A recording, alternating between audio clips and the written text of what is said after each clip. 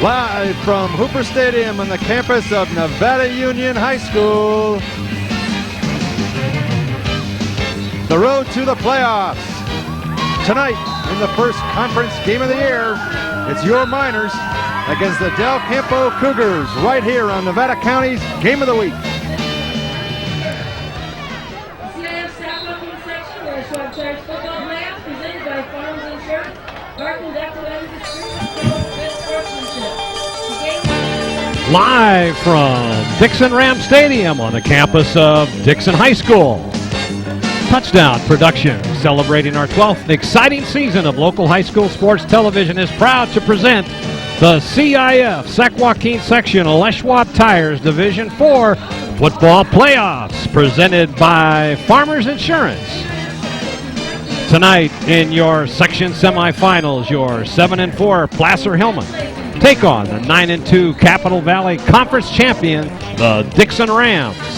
The winner moves on to the Division 4 championship game next week.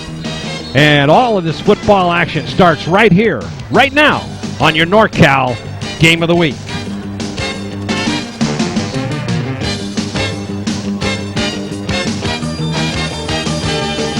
Well, there are only 4 teams left playing Division 4 football in the San Joaquin section, and we have 2 of them here tonight as the Placer Hillmen travel to the Dixon Ram Stadium in Dixon, California to take on the Dixon Rams.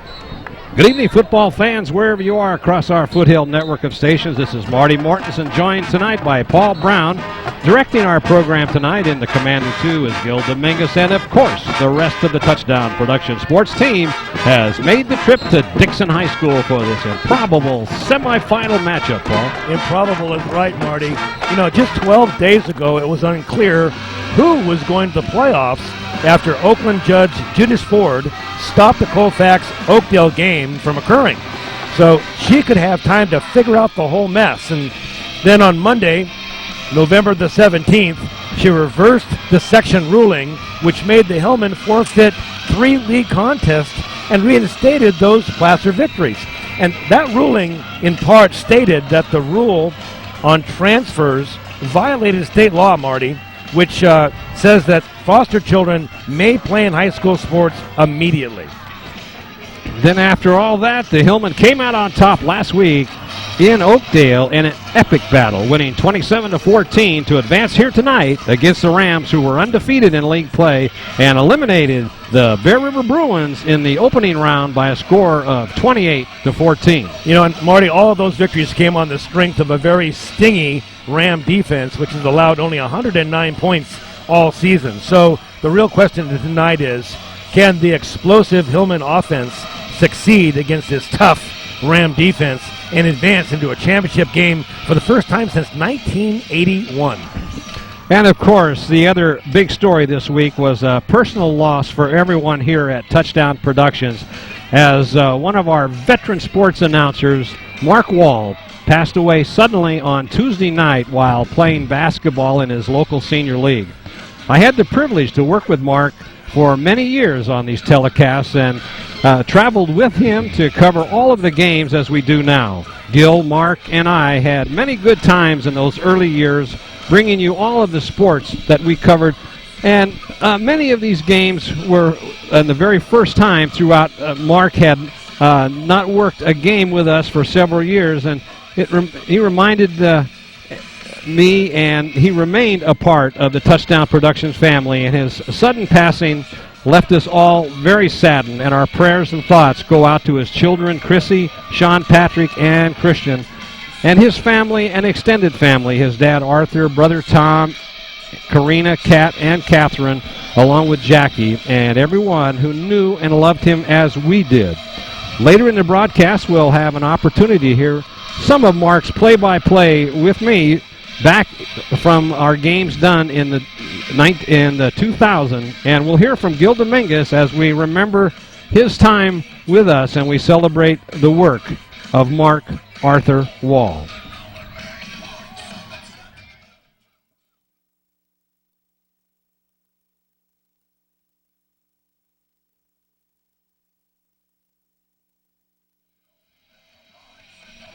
All right, this special edition of Placer Hillmen football on the NorCal Game of the Week is being underwritten this evening by Hanson Brothers Enterprises.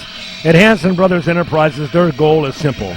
Provide rock and sand products, ready mixed concrete, construction services, and rental equipment to their customers while providing safe, stable jobs for their employees, thereby ensuring Hanson Brothers will be a continued contributor to our community, as they have been since 1953.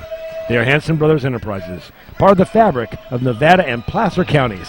Happy holidays from all at the Hanson Brothers family.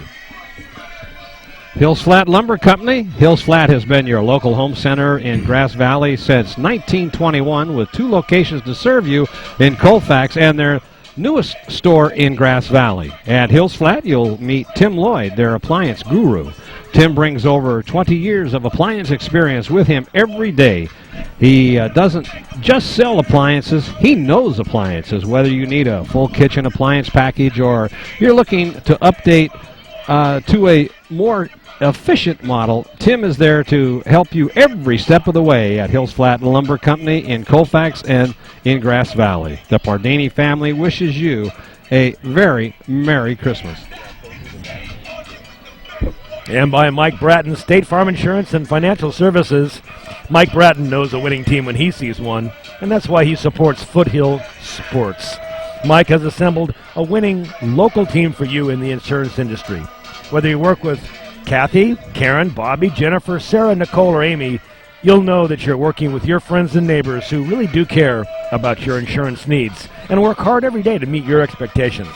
That's Mike Bratton, State Farm Insurance and Financial Services. Soft Answers. Dallas Wivholm is your local computer specialist in computer software management, design, and consulting. That's why Dallas and Soft Answers are the best friends you and your computer system have ever had. Dallas is the one to call for all of those hard-to-solve computer problems and when you begin to design your system. So make your computer and your computer system your friend again with the help of Dallas Wivholm and Soft Answers, a proud supporter of Foothill Sports. And by Seifert Physical Therapy. John Seifert knows the human body and has devoted his entire professional life to learning how to make you whole again. As a clinical expert in manual therapy, John brings decades of experience to every single case. Whether it's in orthopedics, sports injuries, or rehabilitation, after an accident or surgery, the staff at Seifert Physical Therapy is there to serve you and make you whole again. That's Seifert Physical Therapy. Proud to donate their time as one of the sports trainers of Bear River Football's football program. And by Chan Moon and Kirschbaum OD. Doctors Jerry Chan and Lisa Moon, along with Stephanie Kirschbaum, are ready to offer you complete eye care in Grass Valley. Dr. Kirschbaum joins one of the most progressive optometrist offices in the county. Chan, Moon, and Kirschbaum offer your family complete and thorough eye examinations using Optomat technology. They carry a wide selection of frames for you, and they grind their own lenses. It's Chan, Moon, Kirschbaum on Sierra College Drive in Grass Valley, where they protect your most precious gift of sight. And by our good friends at Extremely Green. Saving the planet is everyone's responsibility, but recycling is just not enough. Well, it's easy for you to think green at Extremely Green in Grass Valley. There you'll find a treasure chest of earth-friendly gifts and goods. They're located in the side of the big A-frame building on Main Street. Just in at Extremely Green is the new EcoFlame products, which is an earth-friendly sugarcane-based heating and cooking fuel for camping and emergency cooking and for warming applications. It's a clean burning gel and only available at Extremely Green, specializing in products for earth-friendly living. Top Disc Truck and Auto Accessories. Chuck Cavros wants your truck to look its best with accessories from Top This. Chuck's ready to talk about the latest technologies and promises to deliver truck and auto attitude every day with in-store displays featuring thousands of accessories from Weather Guard, DZ, and Racket truck racks. Now that the weather will soon be wet and wild, be sure to see their selection of chrome toolboxes, mirrors, and ski racks. So give your truck some attitude and give the service you want at Top Disc Truck and Auto Accessories, your truck's favorite store. Now let's go down on the field for the color guard and the playing of our national anthem.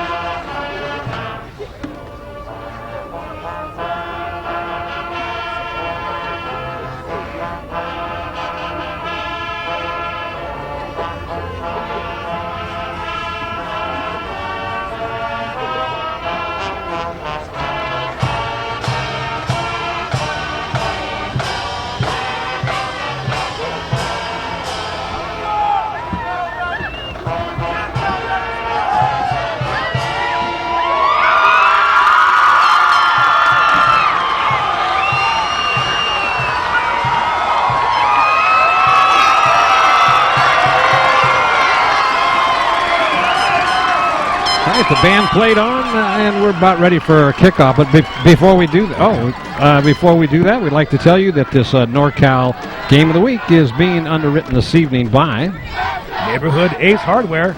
You're always close by your Neighborhood Ace Hardware. Located right off 49 at Luther Road, Mike Ryan and the gang have teamed up with the buying power of Ace Hardware to bring you the best quality and selection of thousands of products for your home and business. Ace Hardware carries a large selection of fasteners, as well as paint, plumbing, products, and everything for your home. It's all waiting for you at Neighborhood Ace Hardware, located right off 49 at Luther Road. Magnuson's Auburn Toyota. The President's Award is given to the automotive dealership demonstrating excellence in sales, service, and parts. And for the 7th consecutive year, the winner has been Magnuson's Auburn Toyota. That says a lot about Magnuson's and the customers who shop there, and that's why they are the biggest in the foothills but still offer hometown service. Magnuson's Auburn Toyota, proud sponsor of Colfax and Placer High School Athletics. And by Peak Sitecom Incorporated. Peak Construction specializes in the construction of wireless communications and is happy to bring you Placer Hillmen football tonight. Todd Peak hopes you enjoyed tonight's telecast and is proud to donate his time as the president of Placer Junior Hillmen organization and wants to congratulate all the players, their parents and coaches, and the team mom and cheerleaders on a great season of Junior Hillmen football. To get more information on Junior Hillmen, visit their website at juniorhillmen.com. And by Tony's Forest Products and Christmas Trees. Christmas comes but once a year, so be sure you get on down to Tony's Forest Products and Christmas Trees. And here's the kickoff. We're ready to go. Back to receive. That is Mercado. And he goes over the left side, breaks away, and goes on down the sideline. A good field position down on around about the 35-yard line where they'll take up 1st and 10. As we're ready to go, Paul, I was here 2 weeks ago to watch this same Ram team beat the Bear River Bruins. It was a seesaw battle. In the first quarter, there was no score, and then Bear River drove 65 yards for the first score, and looked like the momentum had swung to Bear River. But then, all of a sudden, they kicked off. You're going to watch a couple of these fine Dixon players, and their breakaway threats, no matter where they are on the field, and 85-yard run back, and that just about took all the wind out of Bear River. So here we go. Shotgun formation. High snap, handoff, going over the left side, the right side, I'm sorry, and getting maybe 5 yards. That was Mike Mercado. Mercado is a heavyweight in the backfield for this Dixon Ram team.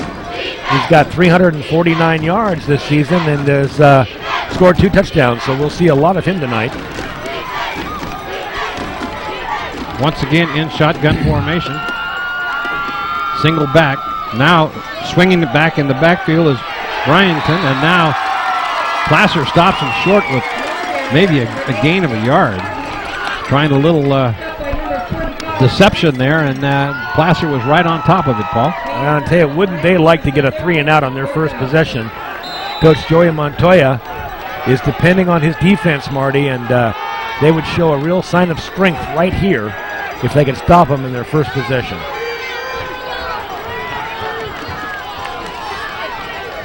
So McCarty back to receive. Throws a pass out into the flat, and it's caught, and that'll be good for a first down. That was a big combination against Bear River. That was to Daniel Williams. He just crippled Bear River secondary. Let's take a look at Williams here in receiving. Williams is one of the primary receivers this year. He has a touchdown and 12 receipts. Now under center. And a handoff skirting the... I know he breaks it away, cuts back. He's got good speed. That is Byington down all the way down to the 15-yard line. Boy, Joey Byington. I beg your pardon, Josh Byington. Marty, he was like a truck. He was looking for holes and stopping and starting. And you see that cutback he did between the two defenders? Picked up another 10, 12 yards. So Anderson now over center. There's a handoff. Trying to cut to the left side is Mercado. And he picks up maybe a yard. Here's that replay, Paul. Let's take a look at Josh Byington. And like we were saying, once he gets started, he picks his way through, looking for his blockers, looking for his holes. And right there gets a terrific block that breaks him loose. It's a wonder he didn't score, finally taken down. That was number 8 for Placer. Jake Lopez made that stop, cutting back. All right, now trying to turn the corner, can't do it, being run out of bounds. Good defensive play. That looked like that was Josh Clem, linebacker, junior. There are a lot of juniors on this team, Marty, and a lot of starters that the Hillmen will be bringing back for next season.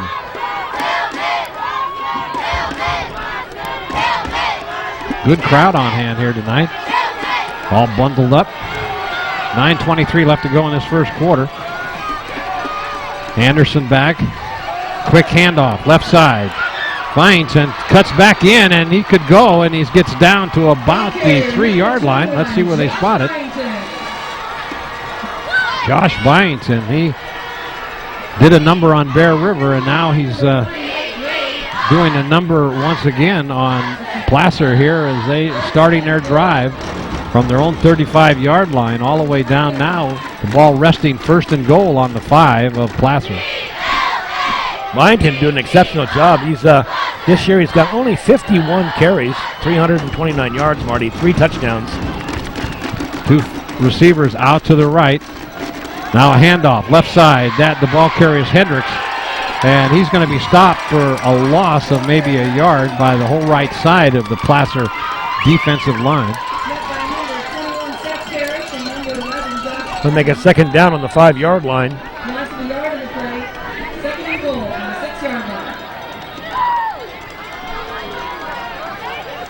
There's a big Dixon Ram team bringing a big offensive line. Coming up now into handoff, quick hitter up the middle, and it's going to be short. That's Hendricks again. Once again, the Placer Hillmen stop him short. Maybe just a half-yard gain at the most. So it's early to say this, Marty, but this is a big play in this game right here. Third down and goal. Krauts gets on their feet. They're rooting their defense on.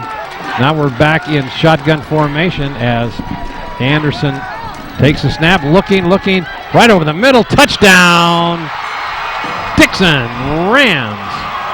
Touchdown pass complete. And quarterback Jeffrey Anderson taking his time, standing straight up and finding Big number 82. 82 in the back of the end zone. That would be Daniel Williams.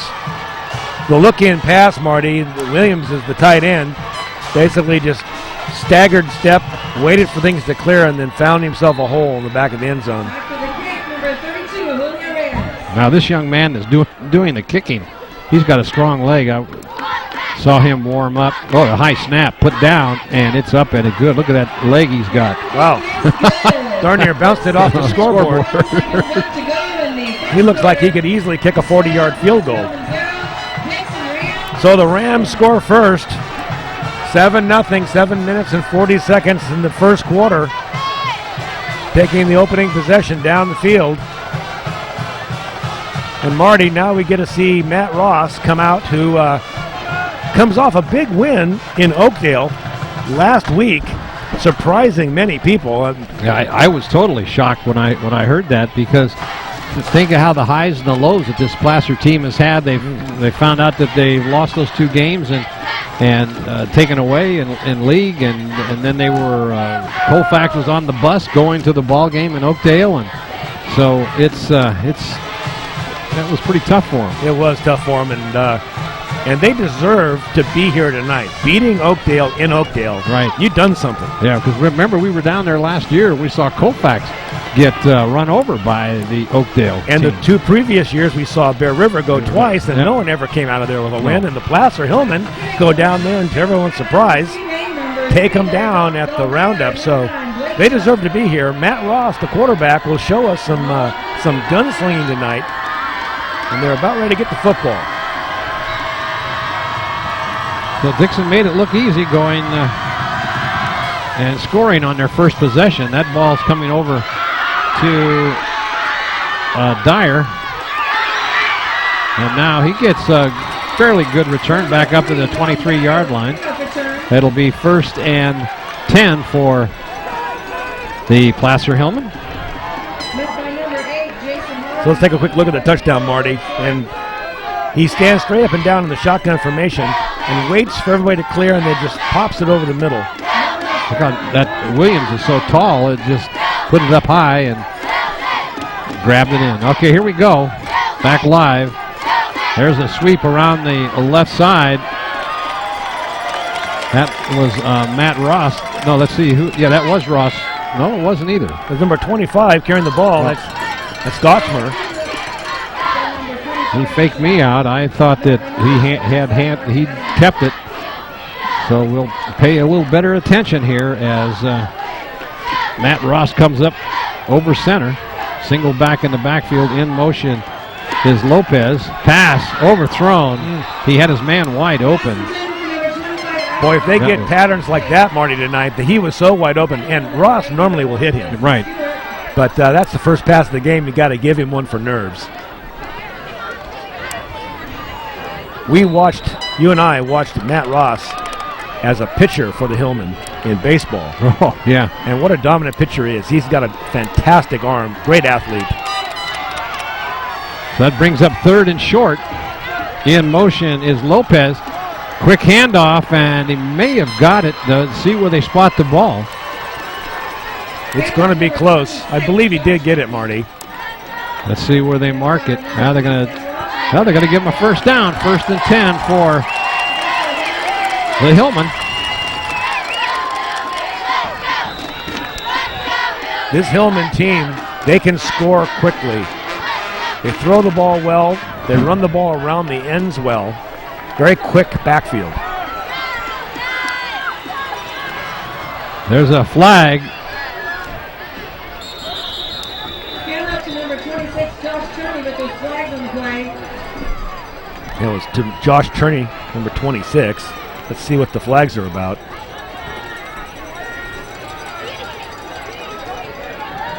They're talking to the captain of the Rams. It appears to be on Placer. It was thrown very quickly. It's probably illegal procedure. They'll step it off 5 yards.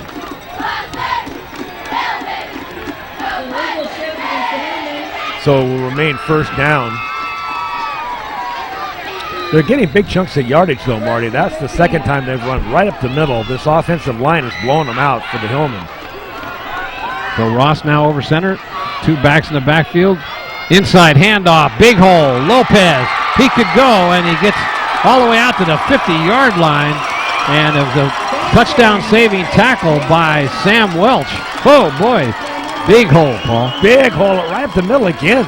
They're able to move this defensive line out, Marty, and that hole has been open for 3 times now. Let's watch it again. Handoff, there's nothing too sophisticated about it, right up the middle, but look at that hole. They've just, and there's nobody but the safety to make the saving tackle.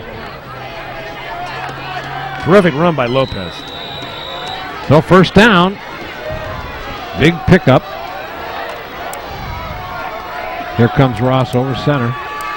Back, looking pass, quick out into the flat. There's a hook and ladder. And, nice play.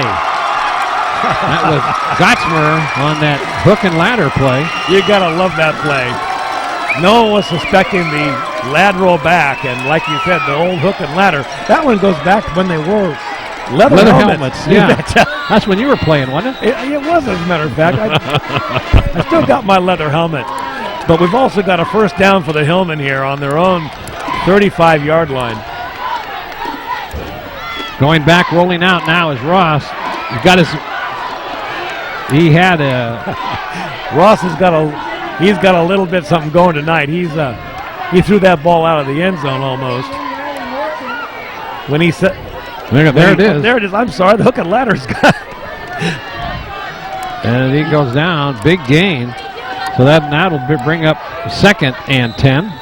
You know, there have been college teams that have made whole offenses around that play, the pass and then the lateral back.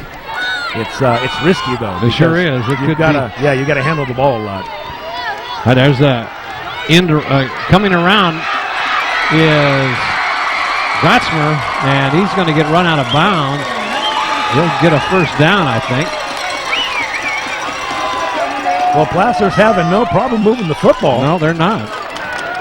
A lot of deception going on out there by Ross as he's moving that ball around.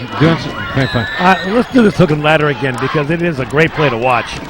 And so after he catches the ball, the end pitches it back down the sideline. Terrific play. Back to live action. And that is a short gainer. Ball carrier, number 26, Josh Turney, the ball carrier. There's a good shot of Matt Ross as he comes over to the sideline to get the play call from Coach Montoya.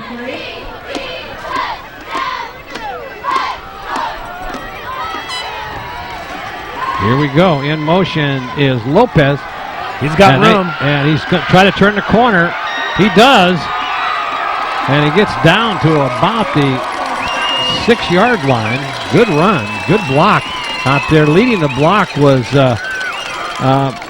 Ballinger. Or in this case, that's Bellinger. B-E-L-A-N-G. Remember we were confused last year by Ballinger at Kofax. Yep. Lopez there, number 8, going in motion, finding a lot of room around that right side, Marty. So far, this Ram defense doesn't have a solution for the Hillmen offense. So here we go. Quick handoff, doesn't go anywhere, didn't fool anybody, and coming up and making the initial hit was number 58 for the Rams, and that was Adam Watkins. No gain. There's the Ram team. You're seeing a little fog, and that's not our cameras. That is fog on the field. It's hazy. Cold down the field. It's a natural turf field. Very nice stadium here. This is the first year that Dixon has played here.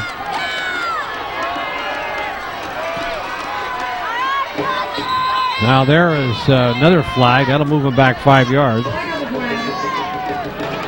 unless Dixon jumped, but I don't think they did.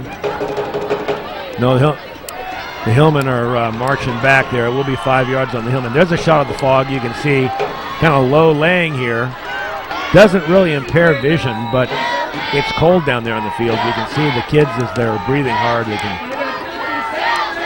You can see their breaths, but I understand from Gil Dominguez that they were socked in here, and the fog has lifted for this game. See, it was 60 degrees at Auburn Country Club today. It's a beautiful day up in the foothills. In motion is Lopez. And now that's the old Statue of Liberty, the old, that didn't fool him, the old wraparound draw as that went to Jake Lopez, but it didn't sell. They were ready for that one. We could see it here as he placed the ball behind his back, and then Lopez pauses and waits for the hole to open, hoping that the defenders go by him. And they weren't buying it, Marty. Had a very good camera angle on that, and you could see that the Dixon Rams were not fooled at all. Big third down. In motion again is Lopez. Rolling out is Ross. Now he's going to be brought down. Big loss all the way back to about the 20-yard line, looks like. So Placer, after getting all the way down to about their own 5-yard line, gets into the red zone and stalls. In fact, goes backwards. Like they're going to attempt a field goal. The ball is spotted on the 20-yard line. And it'll be about a 37-yard. Snap is down good, and the kick looks straight enough. Is it long enough? It is. Well, with 2:14 left in this first quarter, a field goal to cut the score within 4, I should say, and 2:14 on the clock. And we got a ball game tonight, Paul. We sure do. We got an offensive ball game, Marty. That field goal barely made it over the crossbar. Yeah. He kicked a spinner, and it just kept spinning. And in this cold air, that ball isn't going to go far. No. But it got through there, and the Hillmen come back after being scored on in the first possession with 3 points. There they are. There's a good shot of the Placer High School band. And we'll look forward to that Christmas concert from Placer High School. Touchdown Productions will be bringing you the Hillman Christmas program on December the 16th. You'll see those kids. You get the DVDs. Those parents. So, Marty, the defense now for the Hillmen. They've got to tighten up. They got to tighten up. They can't let them march back down the field again. More specifically, Josh Byington took him apart in that first series. So Southwark kicks off. It's going to go down and might go out of bounds, and it does. That'll get the ball on the 35-yard line. Well, that's one way of preventing a run back. Just kick it out of bounds and take it on the 35. We see them squib a lot, and that results in about the same thing. So as we watch them come off the field, Coach Joey Montoya, I'm sure, has had a chance to talk to his defense, maybe work out some of the bugs. On paper, both of these teams, if you look at the stat comparison, rushing yards per game is about the same. Placer has an advantage on passing yards, a significant advantage. Well, there's a fumbled snap, and coming in and making the sack was Mike Gray for Placer as he came in and sacked him as that ball was fumbled around, and that'll be a big loss of about 6 yards, Paul. And you know, Marty, what we may see, I mean, I'm noticing here on our table up here, we're at the top of the stands, it's starting to get a little dewy. And maybe the ball, we saw Matt Ross overthrow a couple of passes and now a fumble on the snap. I wonder if that ball is starting to get a little bit. It could be. They've got 3 receivers out to the right, Paul, in shotgun formation. There's a handoff And that is to Byington. Byington tried to use those two receivers as blockers. Those receivers never went out in the pattern. There was a handoff to Byington, and then he tried to find those receivers to take on their defensive backs and make some room on the right side. Little game, but nothing much.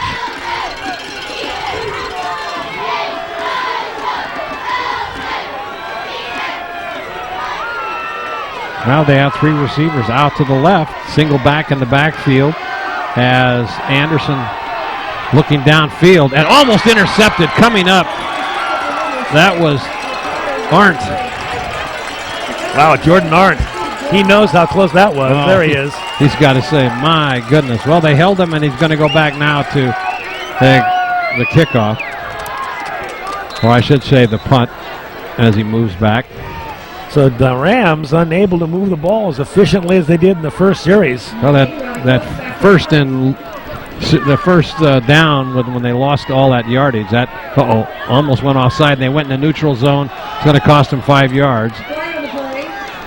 As Jake Turney jumped across the line of scrimmage on a hard count.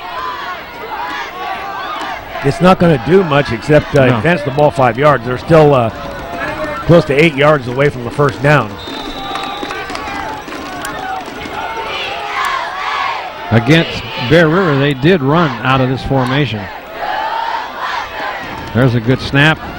Left-footed kicker, but he gets it straight up in the air, and it's going to take a one-hop bounce into the hands of Jesse Stewart. He downs the ball. Placer has good field position, Paul, on their own 41-yard line with 47 seconds. 42nd. Well, there's a face that we don't normally see here at a Placer game. There's Coach Humphers from NU. I guess you don't get enough football. Your team goes out of the playoffs, and now you get down on the sideline again. So he's... Oh, okay. There's a second man through, breaks into the open, got one man to beat, goes by him, he could go, he is! He's at the 10, the 5, touchdown, Placer. Jake Lopez. See that move he put on him, Paul? Oh. Showed the replay on that. What a move. That was a thing of beauty. Down the right side, Jake Lopez, showing his speed and agility. And they're using that same right side off tackle hold that they exploited earlier, Marty.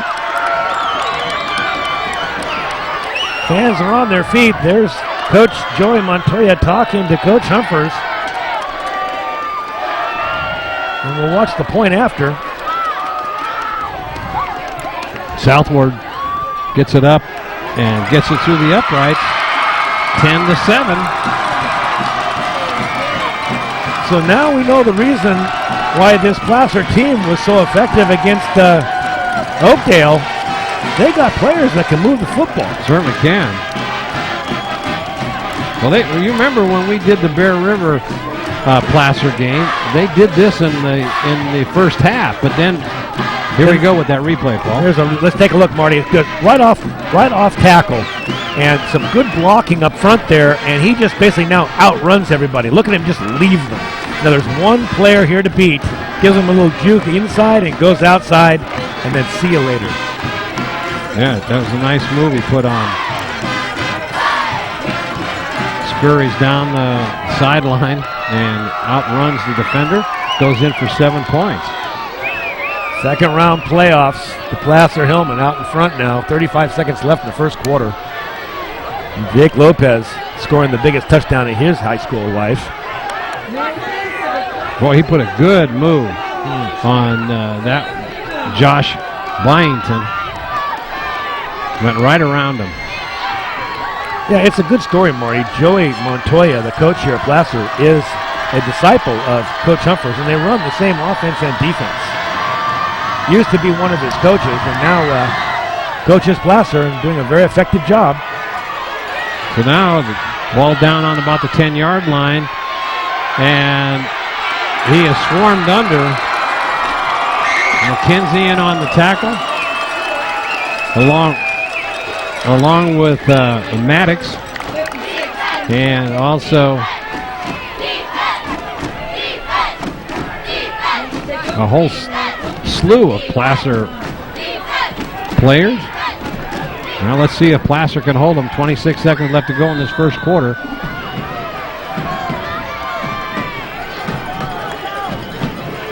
There's a handoff, trying to go around the left side. He takes it for about 6. That was Byington again. Byington's proved to be a very steady runner tonight. They're just going to keep going back to him. Marty, you notice there's a lot of arm tackling going on. Byington's getting into a hold and then running out of it. Right. He's just following his blockers. He's got some good speed. So now there's a penalty, a face mask penalty is going to go against the Hillmen. So that'll give him a first down. It'll take it. Well, it's only a 5-yarder, but that still will give him a first down.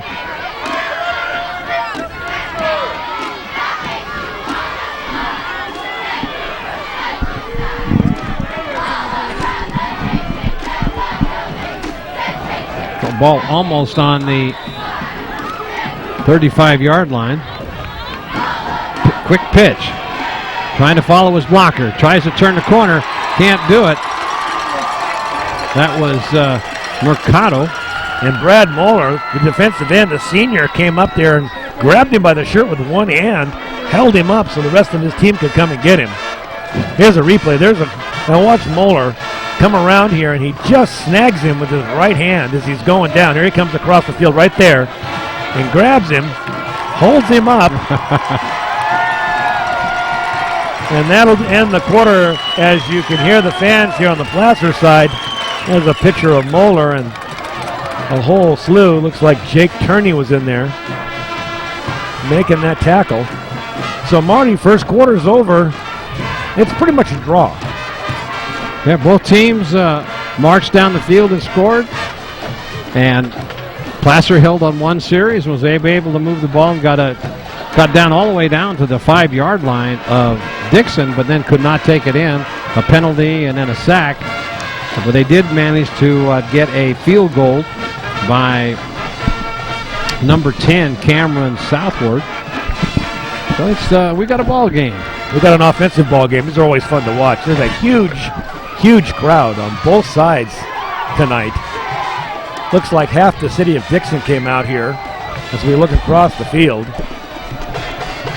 As big a crowd as we've seen all season at any football game, certainly. This is the second round of the playoffs. It was a beautiful stadium. In the semifinals.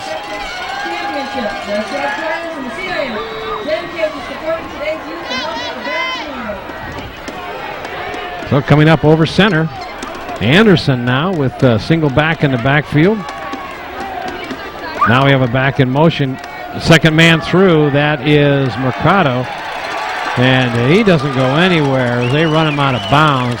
Leading the charge was Josh Clem for Placer. But they look like they lost a couple yards there, Marty. They may be spotting the ball and giving him a yard, but that was a little misdirection play.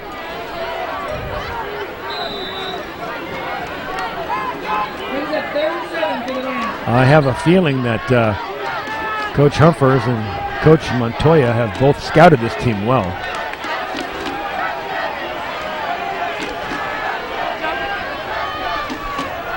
Shotgun formation for Anderson. Now timeout's called. So the Rams will call a timeout. Guess the coach didn't like what he saw as that play was being set up. It's a big third down, Marty, and big third down play here. So, Marty, would you ever have thought we'd be seeing the Placer Hillmen here in the second round of the playoffs? Well, certainly not. If anybody, we thought maybe we might have a chance to see Bear River. But Placer, this might be a team of destiny this year, Paul. First time since 1982 they would go to the championship game if they were to win this game. And I would say the Hillmen have waited long enough. And so far, there's every indication that they will prevail tonight. So we'll have to see how the game plays out. And they deserve it because they've had some ups and downs in this season, and now they've got a chance to capitalize. And, hey, let's see what happens. And, we keep saying it over and over again. They did go to Oakdale, and they won in Oakdale. And you just can't give them enough credit for that game. They earned this position and the right to be here. Back in shotgun formation. Anderson now. In motion is Hendricks. Now looking to pass right over the middle. He's got his man. In fact, he had two receivers, and he breaks it loose. Heading down the sideline, and then being brought down in there by Jake Turney. And that was none other than Daniel Williams as he caught that ball running right over the center. And they had two receivers there to catch that pass. That two of them wide open, you're right. And watch if we can see the receivers. He had a choice of a couple of receivers there. But look at the size of this guy as he runs down the sideline. He was tough to wrestle down. Number 25, that was Gottsmer. No, I think it was 26, I believe. Could be. So here, back to live action, and let's see, pick up a couple.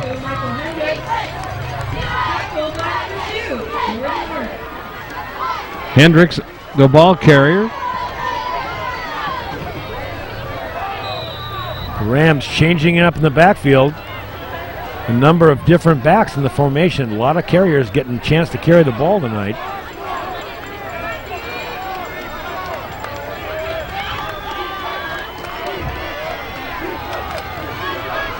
Second down and about 8. There's a handoff up the middle and stop for a short gain. Hendricks again, the ball carrier, being brought down by Mike Gray of Placer. That'll bring up third and about 2. This series looks a lot like that opening drive, Marty, where they had the big pass play to get them downfield, and now they have this third down and 2. Placer on top by a 10-7 score. There's a handoff. But he looks like he got the first down. That was to Harvey. Harvey easily gained the first down and more. Looks like they're going to spot the ball about the 13. They'll be able to get a first down. Yeah, they can get down to about the 1 for a first down. So here we go. Placer's got to hold him try to keep him out of the end zone. Anderson now hands off to the second man through. Being stopped just across the line of scrimmage for a short gain. Arndt in on that tackle. And Jake Turney again also in the tackle. So this is where the Hillmen and their defense needs to hold them. Second down, and they can get a first down to the 1-yard line. Handoff following his blockers, and he gets stacked up. Leading the charge was John Slane, and the ball carrier was Josh Byington, as he maybe picked up maybe a yard, maybe at the most. Some of the Placer players complaining to the official that they were held. There's no flag.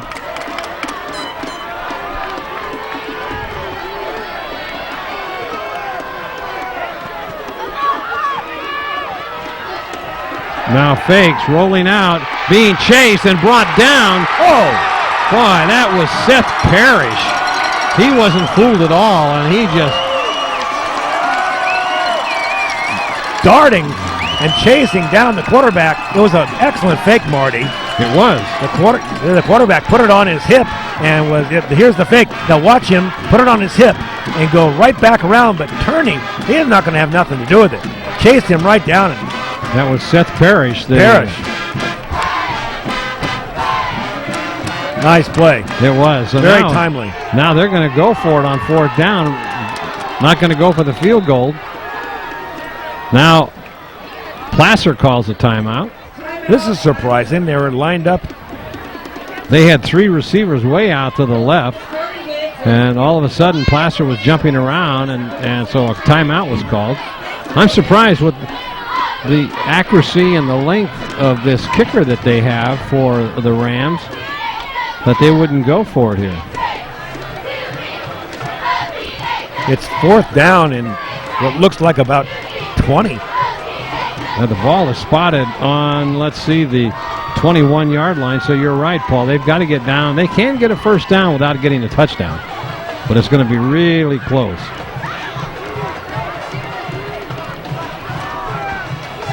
So we see both teams talking to their coaches. I think this 4th and long here surprised Coach Montoya. Let's see if they decide to stay with that idea.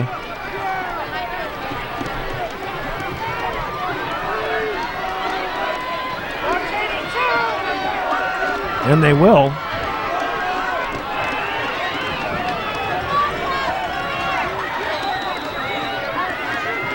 Shotgun formation is Anderson. One back in the backfield to help block. 4 receivers in the pattern. Shakes one guy. Now he throws it down and coming up and it's going to be incomplete. Big play by the Placer defense.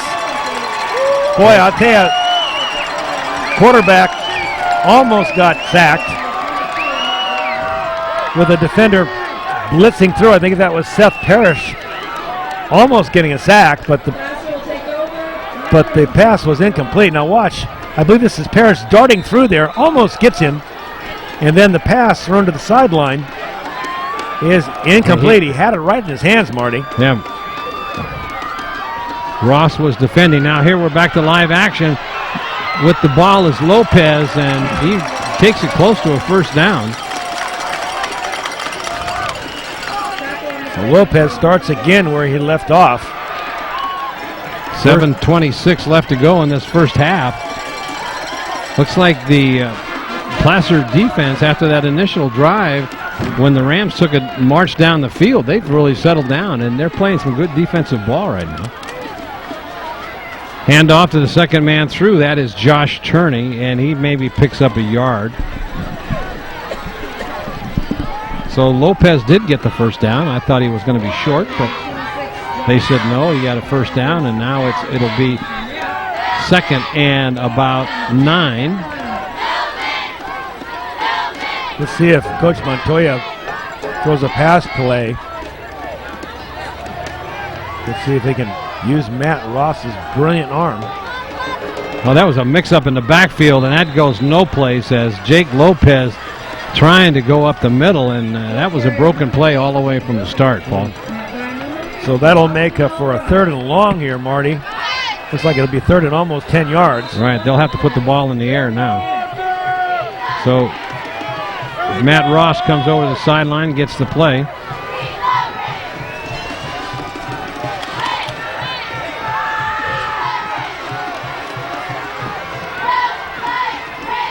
There is inside handoff, goes to Gottsmer, and he only gets a couple, and that'll bring up 4th down. The Hillmen will have to punt. So the Rams stiffen up here on defense. Here's that big hit right here. Watch this big hit coming through. They decide to go with the misdirection rather than the pass, and right there, bang! You get some high, get some low. Good defense by the Rams. In punt formation. And there's a good snap, good rush, and almost blocked it. There's a good kick in there by Southward. Goes all the way back. Picked up in there by Stewart, and now he still gets away. And then he's brought down on the 25-yard line. So good coverage by the Hillmen. But a tremendous kick. Yeah, there was. Darn near blocked, but he got that kick away, and even in this dense air, kicked it close to 40 yards. So Placer's got to be happy, still being ahead by 3 points. Watch this, almost blocked here, but gets that kick away, and then drives the defender back. There's some dancing going on here, but finally he's brought down. Back to live action. The ball carrier's Hendricks, and he gets sacked for a loss. Good heads-up play in there by, that looked like Moeller. Defensive end comes up with that big sack. Hendricks wanted to throw that ball. He was looking for a receiver. Loss of about a yard.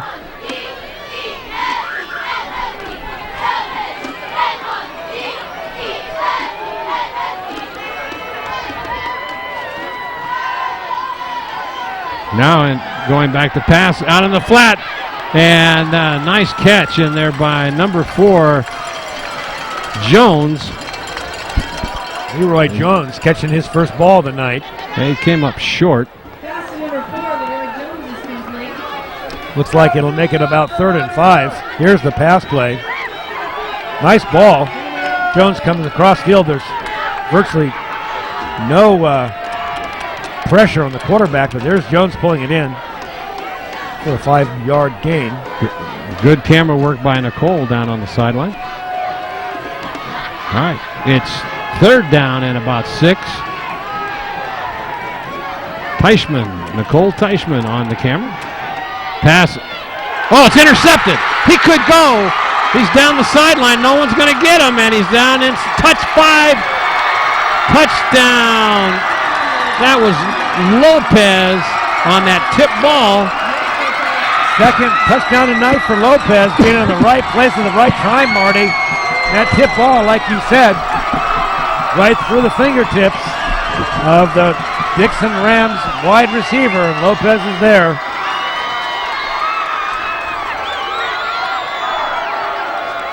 Wow, that was a big turnaround right there.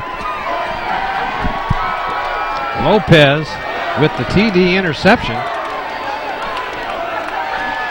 So the Hillmen now with 3 minutes and 48 seconds left in the half, providing that they convert this extra point, will be up 17-7.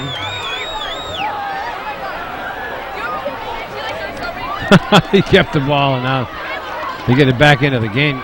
You can only do that in the pros where they have 15 or 20 balls. Well, Lopez deserved that ball the second time tonight he scored.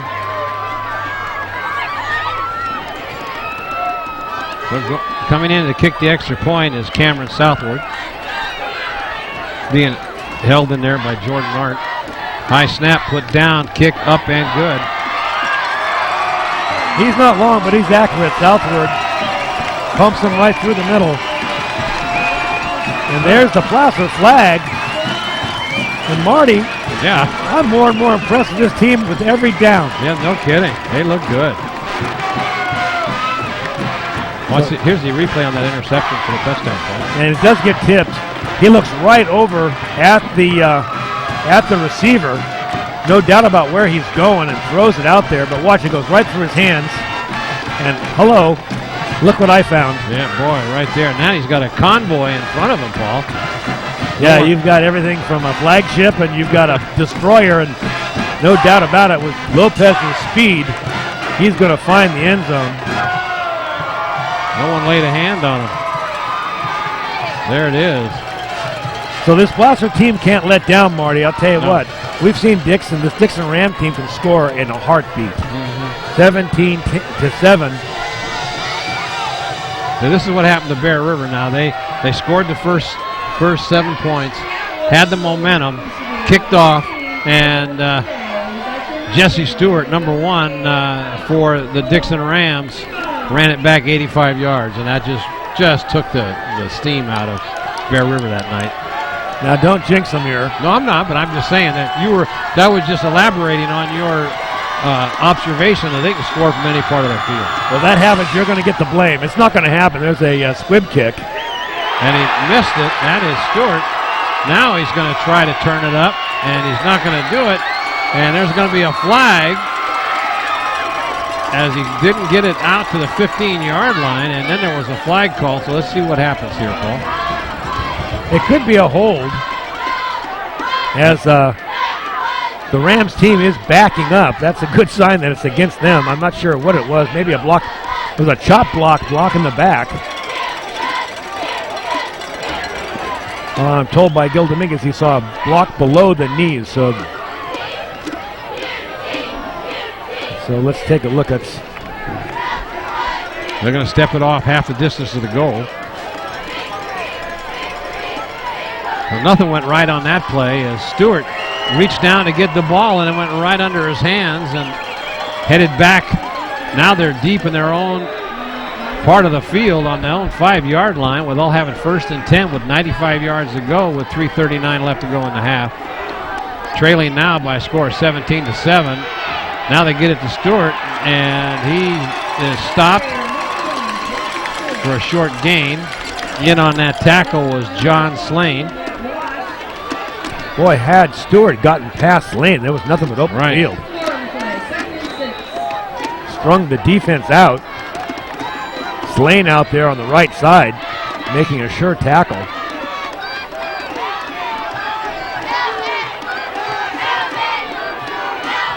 Second down and 6. Now there's a handoff trying to go over the right tackle spot. Nothing there, and once again, Brad Moeller comes up and makes a stop. Moeller having a strong game tonight. No one's getting through his hole. And you can hear the crowd here on the Placer side stomping their feet. It's third down and long again. Still time for this Hillman team to get a punt and score again before half. So Anderson now brings his team up to the line of scrimmage. He'll be in the shotgun formation. 4 receivers out. In motion now is Stewart. Looking downfield, and he's going to get, he breaks away. Still going. And he's got a man open and coming over, Matt Ross. Number 22, he swatted that ball out of his hands, Marty. What a good defensive play. That was Matt Ross. So leave it to Matt Ross to come up with a play when he needs one. I thought for a second there that was going to be a completed pass. So now the Hillmen are going to have good field position to finish out this half. Back to kick deep in his own end zone.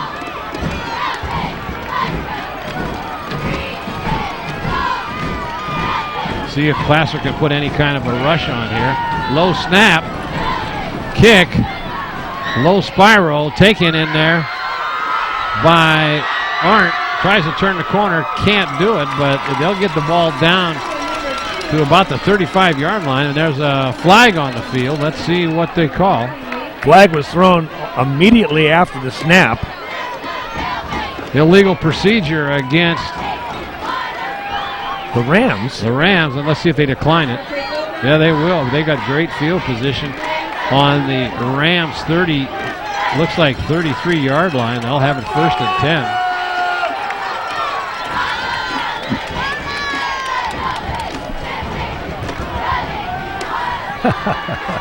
All right, here we go. Placer got a chance to put some more points on the board. 2:02 left. Ross over center. He's rolling out, looking. He's got a man deep down in the end zone. And a touchdown and a penalty flag, but that's a touchdown. That went to Gottsmer. Looks like Asher Gottsmer. Gottsmer had to wait for that ball. The defender following directly behind him. Gottsmer turning around, waiting, and finally making the catch in the end zone. The defender had given up and mugged him just before he caught the ball.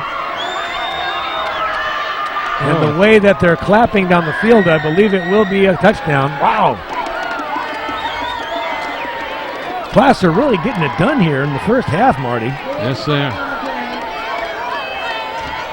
Take a look at that replay, Paul. Watch this. And watch Ross comes back, looks over, and now lets the ball go. It's a little high. He doesn't get much on it, but you can see that his receiver turns around right there and has to wait for it and has enough concentration to bring it in. Yeah, he was hit before the ball got there. So that was a smart thing to do, because it's not like the ball is spotted where you were touched. It's only a 15-yard penalty. Exactly. So the defender made a good move, but give Gottsmer some credit. He followed that ball all the way into his chest and held on to it for the touchdown. So now, coming out, Cameron Southward has got a chance now to make it a 24-7 ball game. So it could be 24 consecutive points by, there's low snap up, and it looks good, and it is. So 24 consecutive points by the Placer Hillmen. That's exciting. And Marty, who'd have thunk? Oh, I don't know. Like I said, we have had 2 excellent drives by the Hillmen, and then of course the interception that we saw Lopez, which was a a turnover being in the right place at the right time, but they are the dominant team on the field right now, no doubt about it. Here's the replay of the touchdown one more time, Marty. And again, Ross making his fakes, but not having too much pressure. Throws the ball. And, you know, you made a good point. If the defender is going to just tackle him, he needs to be, it's like a playing basketball. You better take him out. Yeah. Because if he catches the ball, it's a touchdown. Which he did, and on the that was Byington on the defense, but he did the right thing by trying to knock him down. Yeah. Now because of the penalty, Paul, on that touchdown, they're going to step off 15 yards. So Southward will be able to kick from the 45-yard line of the Dixon Rams. You got to be able to put this one in the end zone. Boy, this Rams team and their coach, Scott Winslow, they've got to be stunned. They've got to be stunned. Now, overall, let's talk about the record. Dixon is only 9-2 this year. They only lost 2 games, where Placer is 7-4. Arguably, the Capital Valley League is a little stronger than the PVL, but that's we can talk about that forever. But the Hillmen are just getting it done right now. That's going to go out of the end zone. It does. And with 1:54 left to go in this first half, and they've got a 24-7 lead, these Placer Hillmen. And the Rams have got to be stunned. Because there's only been one team that has scored more than 14 points on them this whole season. Well, the Dixon Rams are averaging 27.5 points a game. Well, they're going to need all of those tonight. They sure are. Let's see if they can do anything before the half. Here's a pitch back, and coming up and swarming under. Seth Parrish on the tackle, along with John Slane, has played a whale of a ball game on defense so far tonight. Well, the way that the Rams are getting back in their huddle, they're not hustling it up. It doesn't appear that they're going to try and move the ball in the air. Their best weapon is Anderson to 82 Williams. So let's see what they do here. Up over center. Now they're going to hand it off. And the fumble. And I think Placer's got it. They do. Oh, me. They got a chance to put some more points on the board. Well, they're still waiting to see who gets it. Placer's got it. I believe they do, too. I was watching the camera. Let's see what they say. I know he fell on it. That was Ross. He fell right on it. And they're sorting it out. I don't know what they could be saying. Could they be saying he was down? I can't imagine. I can't see that. No, they're not. They're going to say that. Oh, I don't know about that call. Wow, this is watch this ball. And so the ball is in his hands, and he is up on his feet, and the ball's out.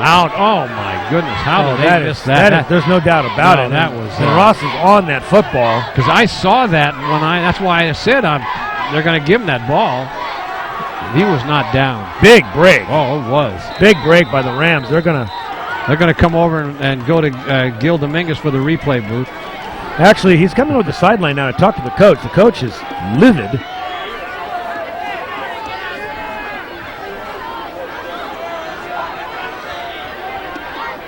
So they're talking. Yeah, that was the question. Here's a replay one more time, Marty, and this just, there's no question the ball is out. And there it is there. Yeah, and he's still standing up. There and the ball's on the ground. How could they not see that? I don't know. That was a misplay. Now they're trying to get to the first down line, and they may have with 57 seconds left. Let's see where they spot it. Yeah, they will be a first down, I believe. Let's see if whereabouts they spot. Yeah, they're going to say first down. So there's life. The Dixon Rams trying to get in at halftime with a only with 7 points. Let's see if they throw the ball down the field. They got 3 receivers out. Quick pass out into the flat. Trying to work it to the outside and then coming up and making a stop on a great tackle. I believe that was Lopez doing it all offensively and defensively. Now timeout called by Dixon as they get a close to the first down, out to about the 38-yard line. 35 seconds left to go. Boy, that fumble, had it turned over, Placer would have been in a great field position to try for another score before the half. And especially with the leg of Cameron southward, I think that they might at least get 3 points out of it. That would have been a good possibility. Yeah. But that's the way the breaks go here. Don't forget, ladies and gentlemen, stick around at halftime as we're going to be featuring some old Mark Wall vintage clips of when he was working here at Touchdown Production calling the games, and we'll look forward to that, Sharon. And we also got some footage of Spencer Habner. We want to talk about him too, as he got signed back off the practice squad for the Green Bay Packers. How about that?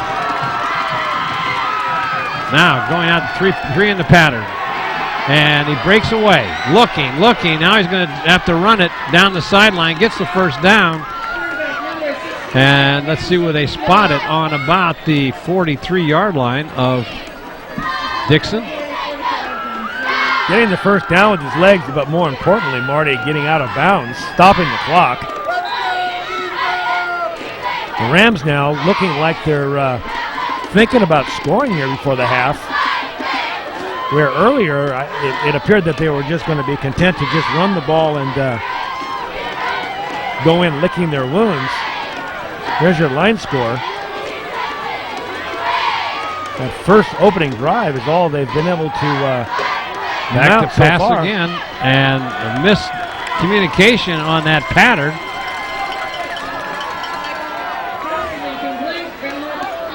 You've got to know, I haven't seen this Dixon team play this year, Marty, but you got to think that they're off their game some. They really haven't been able to get too much going offensively. Again, their only score coming in that first drive.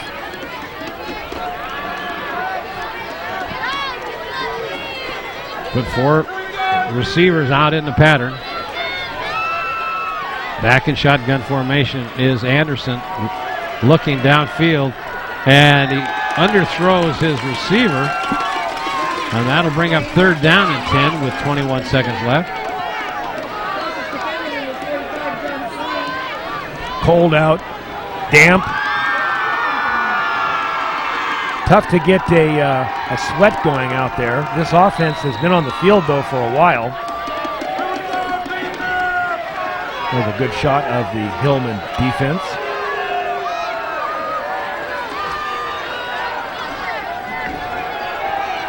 Going right over the middle, they've got his man, and he gets a first down. That'll stop the clock with 14 seconds left to go. They'll have to hurry up. That clock will start as soon as they can set the chains. The Rams not hustling up to get into a... Well, they call timeout.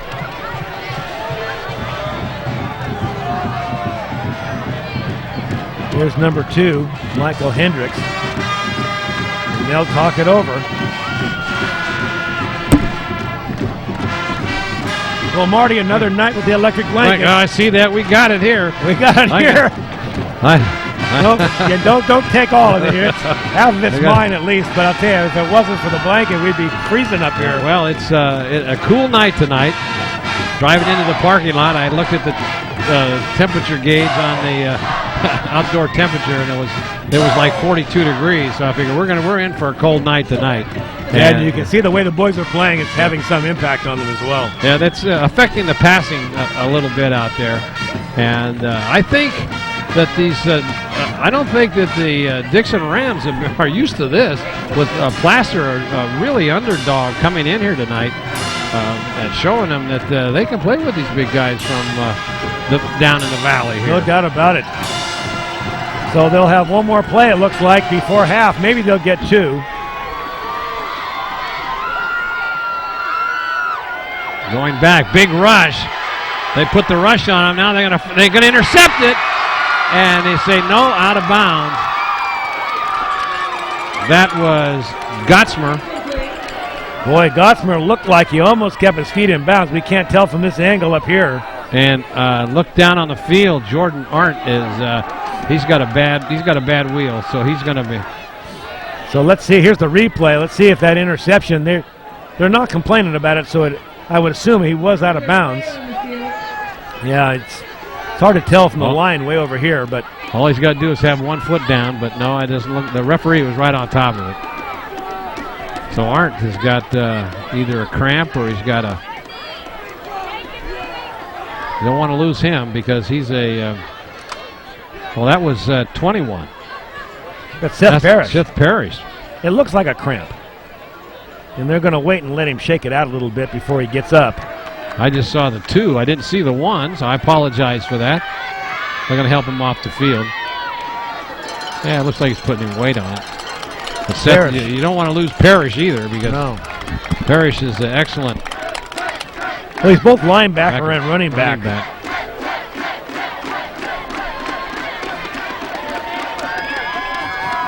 There he is coming off the field right before half, 9 seconds. We have time for one more play, it looks like, and this will have to be a deep pass into the end zone. So they'll go into some kind of a prevent defense here. They're going to put 2 safeties back.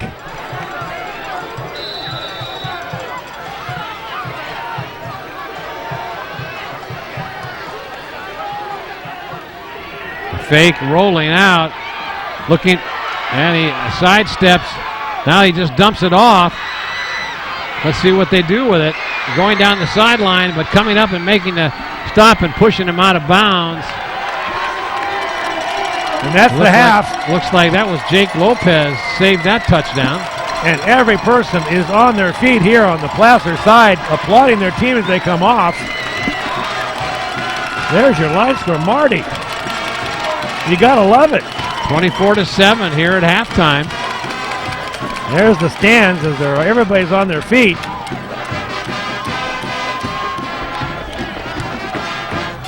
I didn't anticipate this, but it's they're putting on a very good show here tonight, Placer is. And the Dixon Rams, they're going to go in at halftime and they're going to have to discuss what's going on here because they haven't given up 24 points. I think only higher than once. Higher than 14. Season. Yep, that's absolutely true. And you know, from the looks of the offense, they're just not explosive. They're not exploding through the ball like that we saw them in that first drive. So as we see the girls going out to meet at halftime at midfield.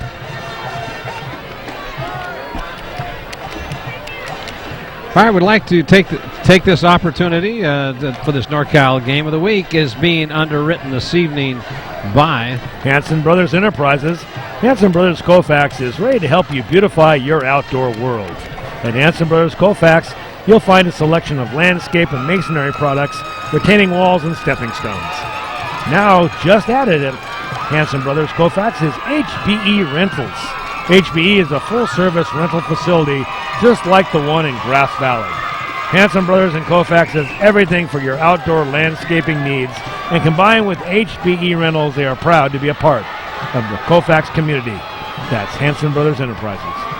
Hills Flat Lumber Company. Hills Flat has been your local home center since 1921. And just in time for the holidays is the Hills Flat Big Book of Christmas Wishes. Inside you'll find Santa's gifts for everyone on your list. Hills Flat carries a selection of flashlights from Maglite in every size. And for that special woman in your life, there is the illuminated rock garden with relaxation fountain, a flameless twist candle, and selection of aroma glow lamps. It's all at the Big Book of Christmas Wishes, good through December 31st, and only at Hills Flat Lumber, where the Pardini family wishes you the best Christmas ever. And by our good friend Mike Bratton at Mike Bratton State Farm Insurance and Financial Services. At Mike Bratton State Farm Insurance, they've got you covered. As a State Farm agent, Mike and his team are devoted to your peace of mind with a variety of policies for your home, auto, life, health, and retirement. They share a common goal and strive every day to earn your trust. So when the need arises for any type of insurance, Mike Bratton will be there to get you covered and protect the things that you love. That's Mike Bratton, State Farm Insurance and Financial Services. And by Soft Answers, Dallas Wivholm is your local computer specialist in computer software management, design, and consulting. That's why Dallas and Soft Answers are the best friends you and your computer system have ever had. Dallas is the one to call for all those hard-to-solve computer problems and when you first begin to design your system. So make your computer and your computer system your friend again with the help of Dallas Wivholm and Soft Answers, a proud supporter of Nevada Union Sports. And by Seifert Physical Therapy, John Seifert has over 20 years of experience with the human body. As a clinical expert in manual therapy, John knows how to make your body repair itself and is dedicated to making you feel better again. Whether you require rehabilitation after an accident or surgery, or have suffered a sports injury, the staff at Seifert Physical Therapy is there to serve you and ready to make you well. They accept most insurance plans and are conveniently located near the Nevada County Fairgrounds. That's Seifert Physical Therapy. Chan Moon and Kirschbaum, OD. Chan Moon and Kirschbaum have specialized in family vision care for 27 years. Chan Moon and Kirschbaum offer thorough eye examinations for your entire family. If a year has gone by since your last exam, it's time to get your vision checked and your prescription updated. Chan Moon and Kirschbaum offers a wide selection of frames and lenses as well as special contacts for astigmatism. Just another example of how Jerry, Lisa, and Stephanie are looking after your health of your most precious gift of sight. And by Extremely Green, Christine and Mike Hoxie have created the first all-green, earth-friendly gifts and goods store located in the big A-frame house on Main Street. Extremely Green carries an array of solar gadgets and earth-friendly products you can use every day, like reusable bags and canvas totes, organic cotton gift bags, and many products that are very green and associated with living a green life. At Extremely Green, they are also a retail and wholesale distributor for environmentally responsible commercial and home use products. The website has everyday products like candles and homemade soaps so that you all can be good stewards of Mother Earth. That's Extremely Green, specializing in products for earth-friendly living. Top This Truck and Auto Accessories. Top This is the only truck accessory store in the foothills with a selection of technology designed for your car or truck. Chuck Cavros and his staff specialize in customer service and offer accessories from all of the top manufacturers. Top This has a showroom full of displays featuring thousands of parts from WeatherGuard DZ racket truck racks, along with a selection of utility boxes and ski racks. So make your truck an extension of your personality at Top This Truck and Auto Accessory, your truck's favorite store. And by Touchdown Productions, celebrating our 12th season of local sports television. This is Marty Mortensen along with Paul Brown saying thank you for joining us here tonight, and be sure to join us each and every week for the latest in sports coverage of your NorCal Game of the Week. Well, we're here at halftime. Paul Brown, Marty Mortensen, surprising score, 24-7 in favor of this fine Placer Hillmen. And I hear Gil down on the microphone in the commander. Gil, you there? Yeah, I guess I accidentally pushed that up on you. Oh, you certainly did. Cut me right off. But hey, you're in charge. You do whatever you want. What do I say? Well, tonight, let's go to the double box here on 44. Tonight, Marty, as you know, we're going to be talking about our good friend Mark Wall, who worked with both of us for a number of years here on the telecast. And, you know, what a great guy he was. And that was really the early beginnings of what we do here on the Game of the Week. It certainly was, and I'm going to miss Mark a lot, as he kind of took me under his wing when I came on board 11 years ago, and we had some difficulties on a couple of nights, but we worked it out, and Mark was a great announcer for this team. You know, and we were just talking last week, speaking of those difficulties, of when you would step on him. Right, exactly right. Marty? I remember. Marty step on somebody? Yeah, I did. I was doing. Mark was doing the play-by-play. I was doing the color, and I remember we were at Del Oro High School with a Bear River game that night, and I had a couple of my friends that I played golf with were sitting next to us up in the stands, and I was going to show them what a great announcer I was, and I started calling the plays. I was supposed to be doing the color like you do, Paul, and all of a sudden Mark just shut up, and he didn't say a word for about 5 minutes, and I'm looking, and I got the message. He didn't have to say a word, but we just talked about that last week. I remember that. He folded his hands and just yes, I said, he let you dangle out there. He did. If you want to take the show, then go right ahead. This rookie here is going to start stealing this in front of his friends. Let him go. And so I learned a valuable lesson that night. And, you know, Mark, as we told you, or as you told the audience, died literally playing basketball the other night in the senior league. I had some friends. Of course, we played senior softball together this year. I got him into that league, and he was playing senior basketball, and we had some friends on the court that were on the team. And really, there was no pain whatsoever.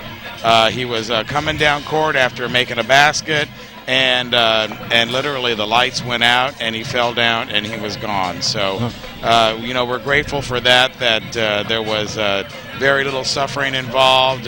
You know, of course, everyone knows we all have to go at some point, and whether it's through illness or a long-time decay or Alzheimer's, I mean, there's a lot of different ways that the Lord could have, you know, in mind for you.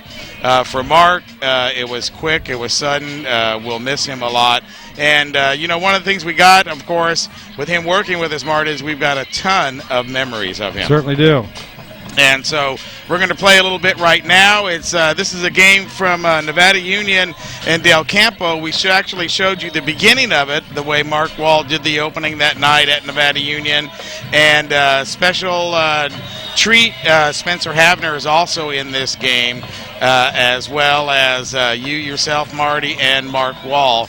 So let's go ahead and go all the way to, actually, you know what, I'm just going to roll it right here, and we'll punch it in the box, and we'll go ahead and listen to Mark Wall and Marty Mortensen right here on the Game of the Week. French is not that. Doofus.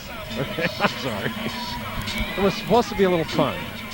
Well, the pun's going to be that if they take this ball and it's going to be 21-zip, and Nevada Union's going to be in a big hole.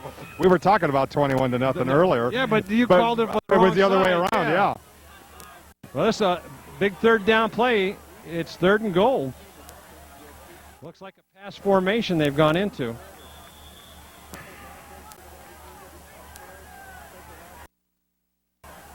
Third and goal. Same formation we've seen 3 times. Over the middle, look out, he's going to go in. No question about that. And they get get it. Brad Kester, number 24.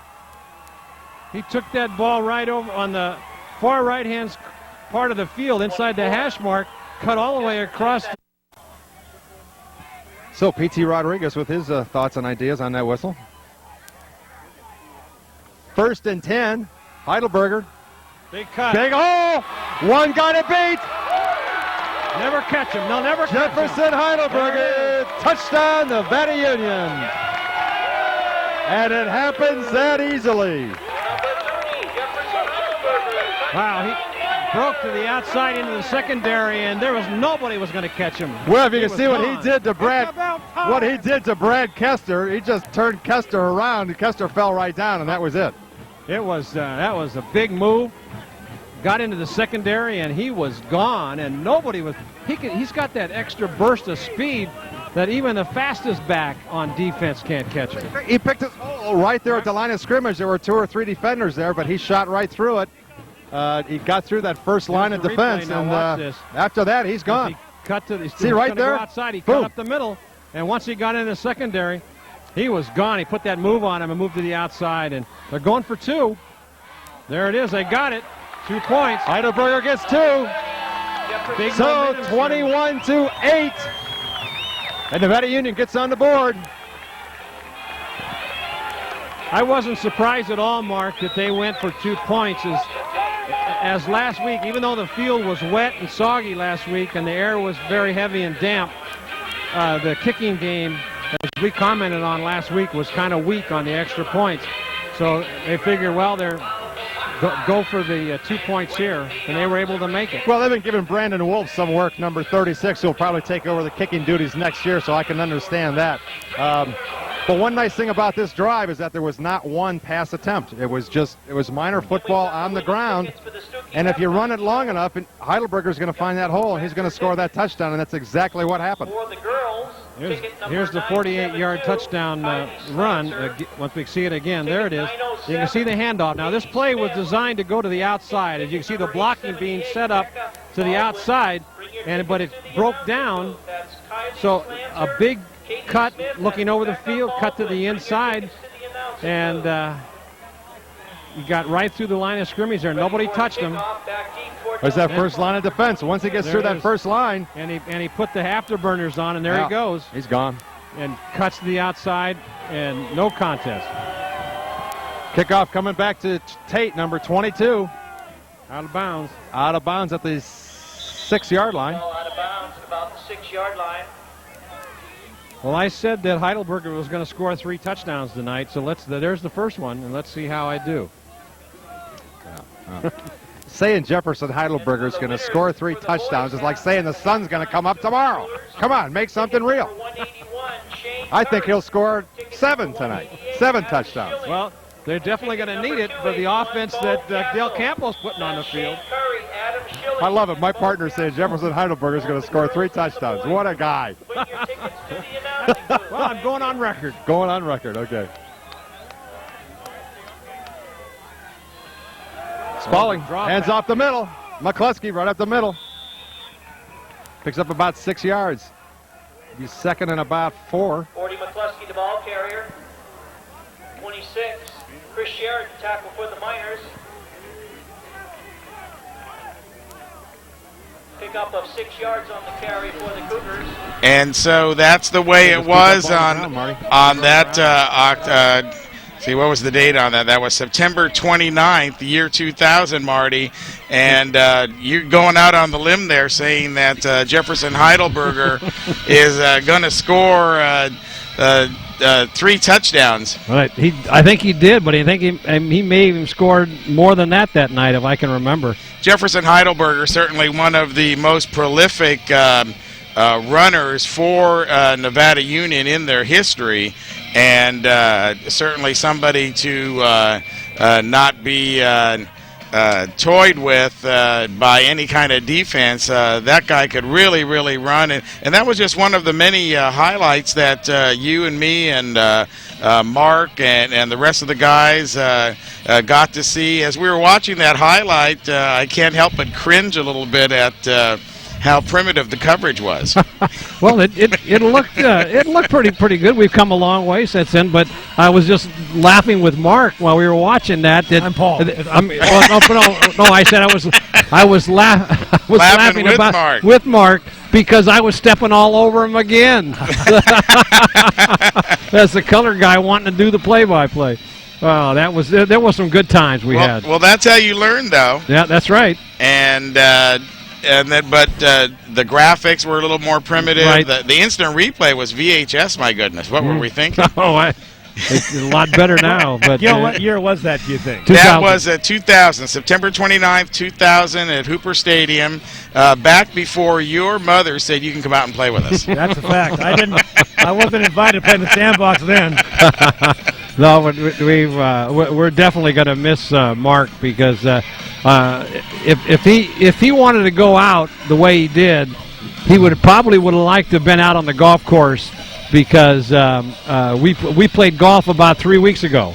And so excellent. So he was he loved the game of golf. And I was talking with him. We were working on the Nevada County's Got Talent, which is another big production coming up in Nevada County. Touchdown Productions going to be handling all the television production work for that show. And Mark was very instrumental in raising money for that organization. And now it's all put on the back burner because Mr. Mark Wall has left the building. Another great game that you guys did, one of the first times that we were ever at Arco Arena, was there, and those were great games as well. That's where you fill in here while I'm queuing. Okay. I was just looking to see if the Arco Arena was going to come up on the TV set. Yeah, it is. Yeah. I just want to get to the part right here. It's Nevada Union versus Bayer. We got about 2 minutes before the game starts here. Roger that. Let's enjoy Mark Wall and Marty Mortensen. Cassidy at the top, looking for somebody. She's got Candace. Candace back to Tammy. Tammy, nice little head fake, trying to get it inside to Amy. She's got the ball. Travel. How can you travel with the ball when you're on the floor? She was rolling the ball with her hand. Oh, okay. I saw it from over here. So Gillespie to Johnson. Johnson's got the ball. She's only been in the game a couple of minutes. Need a defensive stand. Back out to Welch. 1:05 left. Still 43-43 in the corner to Johnson. She's not the shot they want. And she passed it right to Marcia Smith. So now with an opportunity, Cassidy in the corner, gives it to Marcia, little spin move, puts it up, no good. Gillespie with a big rebound. 43 seconds left, timeout, Bayer. Well, it's coming down to the wire. That would have been a big 2 points right at that Nevada moment. Union lucky there. I don't know what number 31, Corey Johnson's doing with the ball. She's only been in the game 2 minutes in this entire game. She's not into the rhythm of the game, and she was expecting somebody to come up the middle. She threw the ball right to Marcia. Marcia gets it down. But Nevada Union could not get it in. 43-43, and Bayer's got the ball. 42 seconds left. Nevada County, if you don't like it any better than this, it doesn't get any better than this. No question about that. This is what it's all about. Coming down to the wire, tie score, 42 seconds left. This is high school basketball at its finest. Go figure, right after we talk about Tammy getting the ball or somebody getting the ball back outside and shooting it, she shoots it, puts 3 up, and now they're trying to work it back inside again. She was wide open over in the corner and looked to pass the ball off. Live and die by the 3. Let me tell you, baby, put it up from 3-point and go from there. Well, the crowd is starting to come alive and getting into this game. Let's settle up. Gillespie will bring it in from midcourt. 42 seconds left. Gets it to Welch. Now Welch to Silva. They'll try to run some time off the clock. Silva with the ball. Back to Welch. Way outside the NBA three-pointer. Inside to Michelini. Forget it. 2 blocks in a row by Amy Christensen. 1 by Amy, 1 by Marcia. That's okay. They've got 28 seconds left, and she'll shoot 2. But if she can only get 1, their free throws have been a little lacking here. So they carve Marcia with the foul. First one's no good. So Bayer missing their last 3 free throws. This is the junior, and it maybe have a set of nerves. Michelini, this is where it comes down to. If you can make them. Bayer has missed 4 in a row. Bounced it off somebody's head. Bayer gets the rebound. Bayer calls timeout after they've missed 4. I can't believe that they didn't get that straight rebound. Free throws. That's the 3rd time they've done that this evening, where they've thrown up 2 misses and then gotten their own rebound off the glass.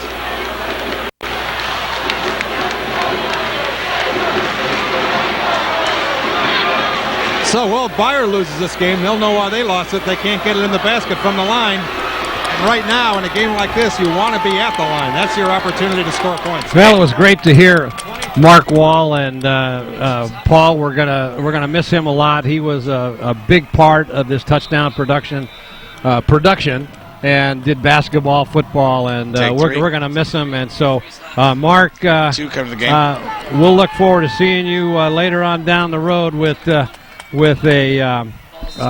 spot on the golf course, buddy. Yeah, and that was the Nevada Union Lady Miners Bayer Lady Patriots game from March 4th, 2000. And another great telecast that you and Mark put together. Lady Miners ultimately lost to Bayer in that contest and went on to, where'd they go? They went to Berkeley, that's right. And we followed them to Berkeley, where they lost in the first round of the NorCals. But exciting stuff, exciting times. Our first trip to Arco Arena. The voice of Mark Wall, never to be forgotten here on the NorCal Game of the Week.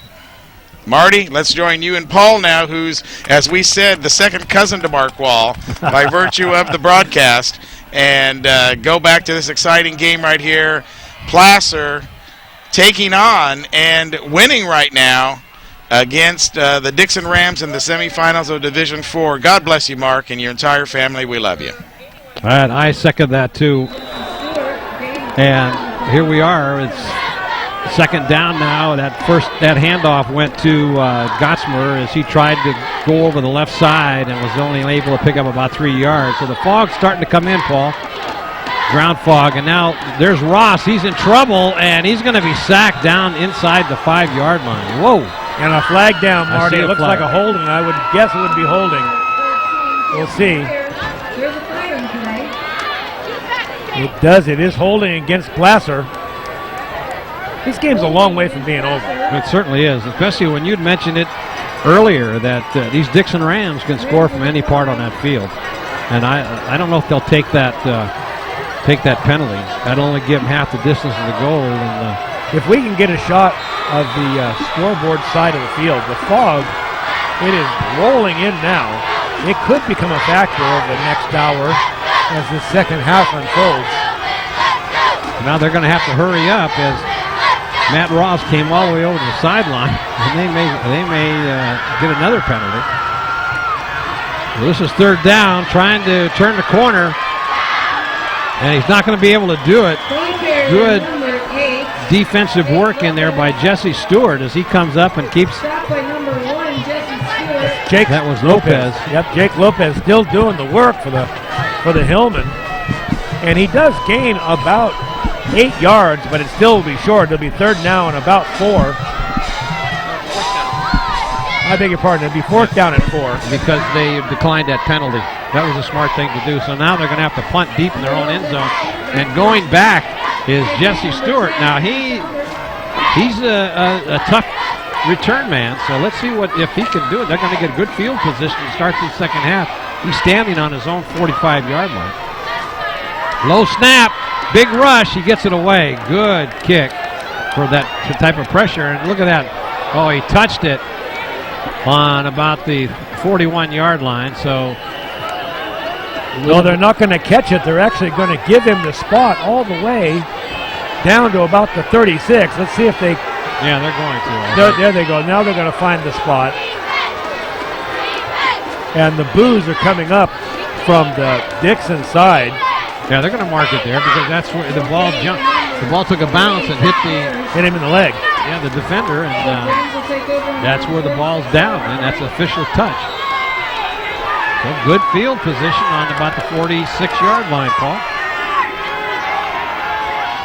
Handoff. Now they're going to pass it, rolling out, and he's going to get brought down. Big defensive play by Josh Clem.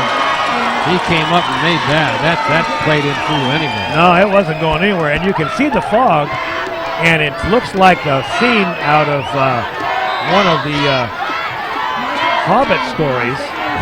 Looked like the. You can, Marty. This could get to be a factor in this game if it continues like this. The fog starts to come in, starts to getting a little bit colder. And now, pass right over the middle. Oh, man, right on the money to Hendricks. That'll be short of a first down, I believe, but not by much. That'll bring up third down. That's good for almost 15 yards.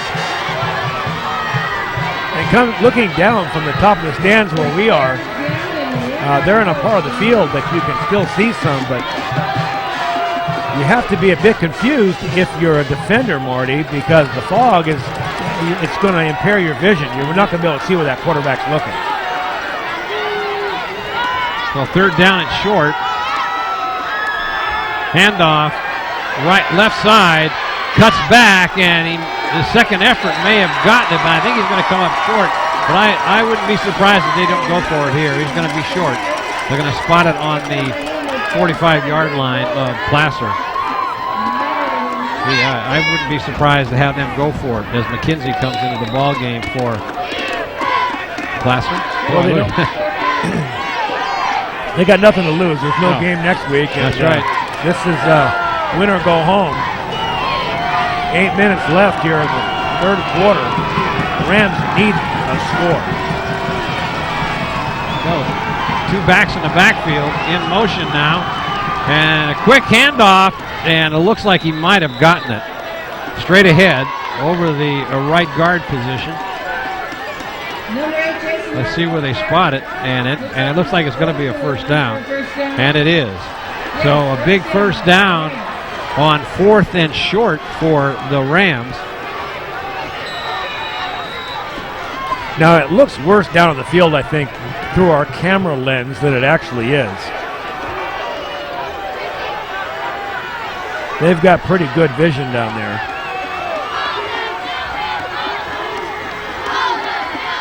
Quick pass out into the flat, sidesteps one player, goes on down and gets it close to the first down. There is a flag on the play.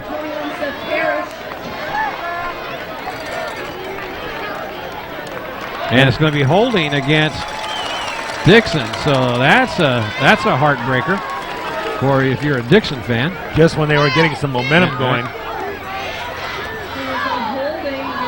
And the coaches are having a discussion with the official on the sideline. I would imagine that Coach Winslow over there is disagreeing with the call. This is going to bring them back 10 yards, Marty. Ball will be set down, looks like right about midfield. And it'll be 1st and 20 now. But that's not all that bad for Dixon. It gives them more room to throw that ball. 7:18 left to go in his third quarter. Back to pass, looking out in the flat, got his man. That's good for about 6 yards. Williams on the reception. Williams just on a simple out pattern. The defender out there, and I believe that was Matt Ross out defending, giving him lots of room. They're going to take advantage of that cushion and go to the sideline. So now 2nd down and about 11. We haven't seen Josh Bryington so far this second half. Let's see if they go back to him. Very effective running the ball the first half. Again, we apologize for our picture. That is the ground fog coming in here. Dixon Stadium, Dixon, California. Now they had stopped the clock for a minute, and the referees say, okay, here we go again.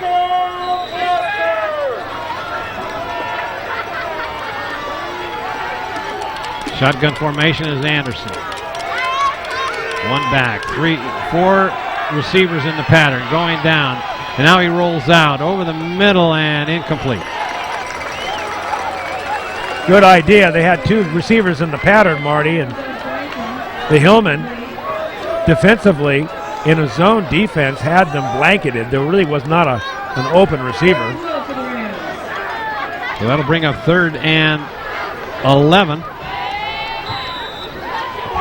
Looks like 3rd and 12. So this would be a big play. I think they're in 2-down territory again.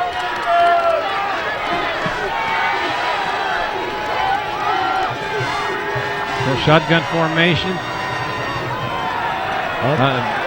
Low snap. He recovers, looking deep.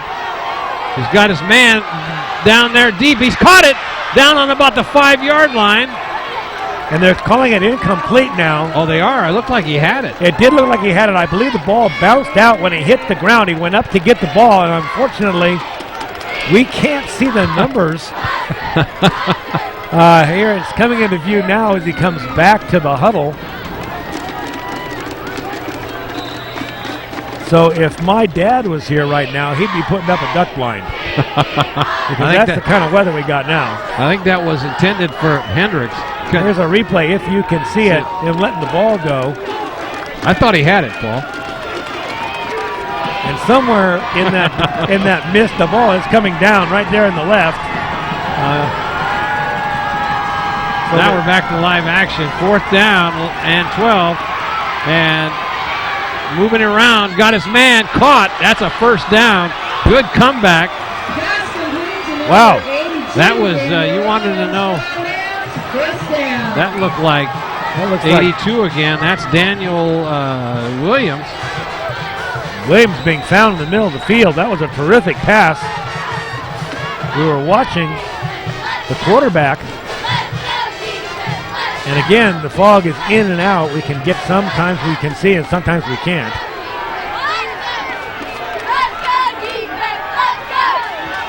Shotgun formation again. Anderson back to pass, looking downfield. Now he rolls out to his right. He's got a man. He comes up short.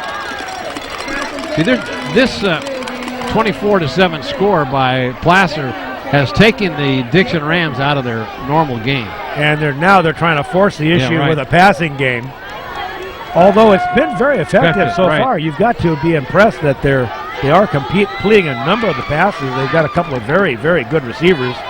Williams has shown that he can get open, and once he gets the football in his hands, he's tough to bring down. I think he's probably about the tallest player on the field. So once again, spread formation, shotgun. Anderson now back looking, and now he doesn't find anybody. He's going to get sacked, and he is.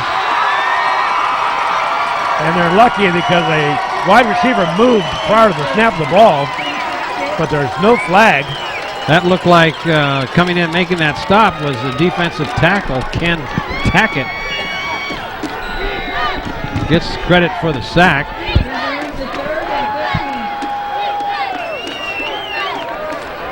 That brings up third down now. You can see the motion right here. Watch, he takes off. That was obvious. And you know, the official's right there. But he doesn't get a call. No flag. 3rd down and about 15. Now looking downfield. He got his man. Now it's going to be intercepted. It is. So Placer comes up with the interception. That looked like Matt Ross doing it all tonight. I believe that's number 11, Clem. Well, it is number 11, Josh Clem, coming up with a very nice over-shoulder interception. Marty, just about the time you think the Rams are mounting a drive, it all goes for naught. He and Matt Ross were covering on that, and Clem comes up with the key interception, and now it's going to be run the ball up the middle and around the corner, and he turns it. Fooled me in the fog up to the 50-yard line. That was Gotzner. I lost him in the fog. You know, it's that much more deceptive. I'm sure it's not as bad down there as it is looking through our camera lens. But when they're faking those handoffs, you just can't see it. You can't see anything. So because Matt Ross is a good ball handler, and he faked a couple of players out and then handed it off over the left side. Was Gotzmer. Now comes Lopez trying to turn the corner, and now there's a penalty flag. That could be a face mask.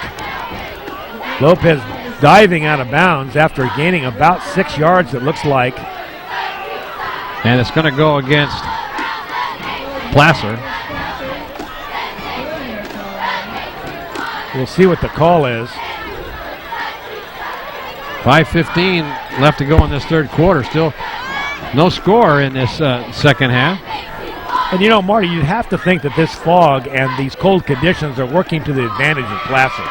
Most definitely. It's going to be harder and harder as the night goes on for the Rams to make up this this margin. Currently down 24-7. There's Lopez again. Another penalty. That'll move him back. That looks like a hold. Field up to number 8, Jake Lopez. No gain on the play. Hit by number 8, Jason Harvey. Jason Harvey in on that tackle, but it's going to go against Placer. They'll march him backwards. It was 1st and 15. Now it's going to be another 10 yards tacked onto this, I believe. So after the interception and the turnover, Placer not able to capitalize on good field position because of these penalties. That'll bring up first down and about 25 yards to go.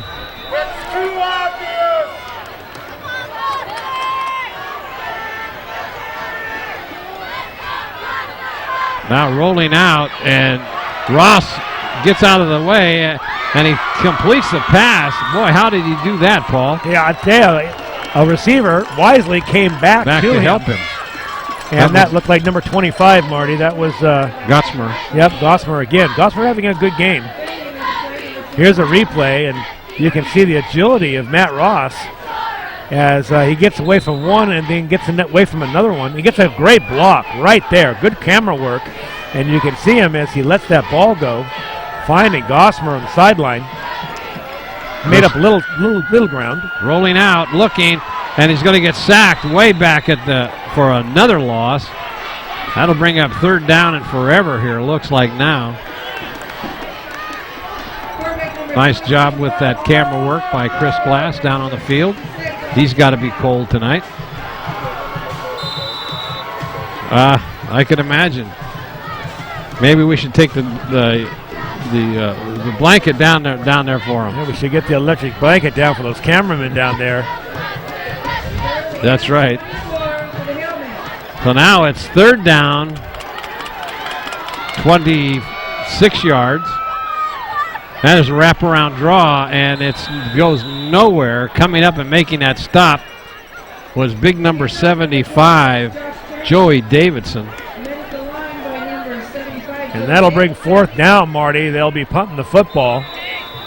So the Rams held, but I think that what happened was, Paul, that Placer just took themselves out of that drive with all the penalties.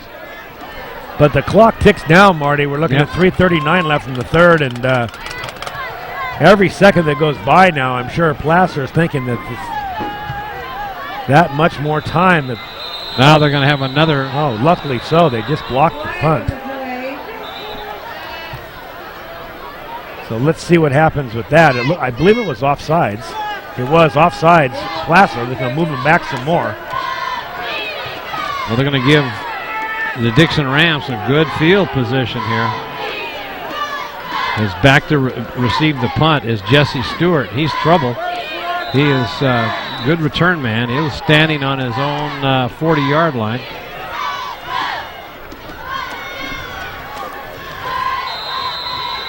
Now another timeout called. No, there's another penalty. And illegal procedure. My goodness, they're going to be punting out their end zone pretty soon. You wouldn't know it from our camera view, but now they're marching back. The original 1st down marker, Marty, was at about the 49-yard line, and he's going to be punting from his 10. Right. Big set of penalties here that put Placer deep in the hole. Low snap, and he's not going to be able to get it off. He's going the wrong way, and he's going to be brought down right about the 2-yard line, Marty. Yeah. What he should have done right there is just kick the ball out of the end zone. That would give him 2 points. But now they're going to get a chance to get 7. So coming up with that was Chambly, number 25. And the Dixon Ram crowd across the way has got something to cheer about. The band gets lit up. That's almost as good as a score. Right. When that situation, you pick that ball up, run into the end zone, give them 2 points, and take away that 7. But now, shotgun formation, quick handoff, but they stuff it right up about the 2-yard line. You know, we're conceding a touchdown here, but this Hillman defense has been known to stop a team down here on the goal line.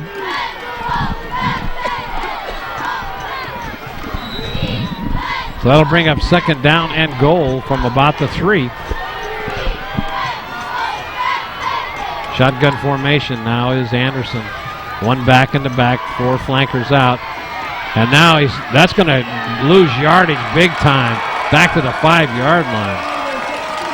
Well, I wouldn't be surprised right now, Paul, if it's not Anderson to Williams on that pass right over the middle in the end zone. That's been very effective for the Rams.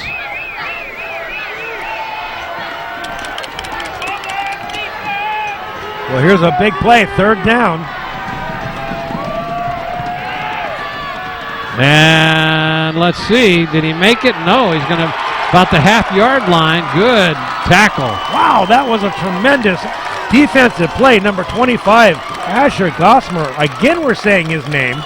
He's doing it on both sides of the ball. He really saved the is. touchdown right there, Paul. He roped him. He roped his steer on the 1-yard line and was not going to let him in. That guy, he's been in the weight room. Well, the fans come to life wanting to Placer to hold. See if they can do one Big more first, time. 4th down play. Oh, let's see. It looks like his forward motion got him in. Yeah, they had him stopped, but he continued to drive.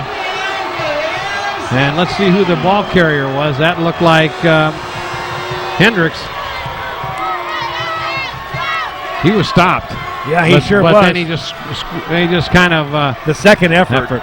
Yep, Good. got him over the end zone. He only had to go a foot, and if he needed 2 yards, he wasn't going to get that. And we're getting a bit of a reprieve now from the fog. It decided to go someplace else for at least the time being. And Marty, we got a whole quarter ahead of us, and now with an extra point, it'll be a 10-point ball game.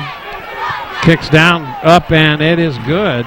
And while we're changing over here to the kickoff, we'd like to tell you that this special edition of the NorCal Game of the Week for Placer football is being underwritten this evening by Neighborhood Ace Hardware. You're always close by your neighborhood Ace Hardware, located right off Highway 49 at Luther Road.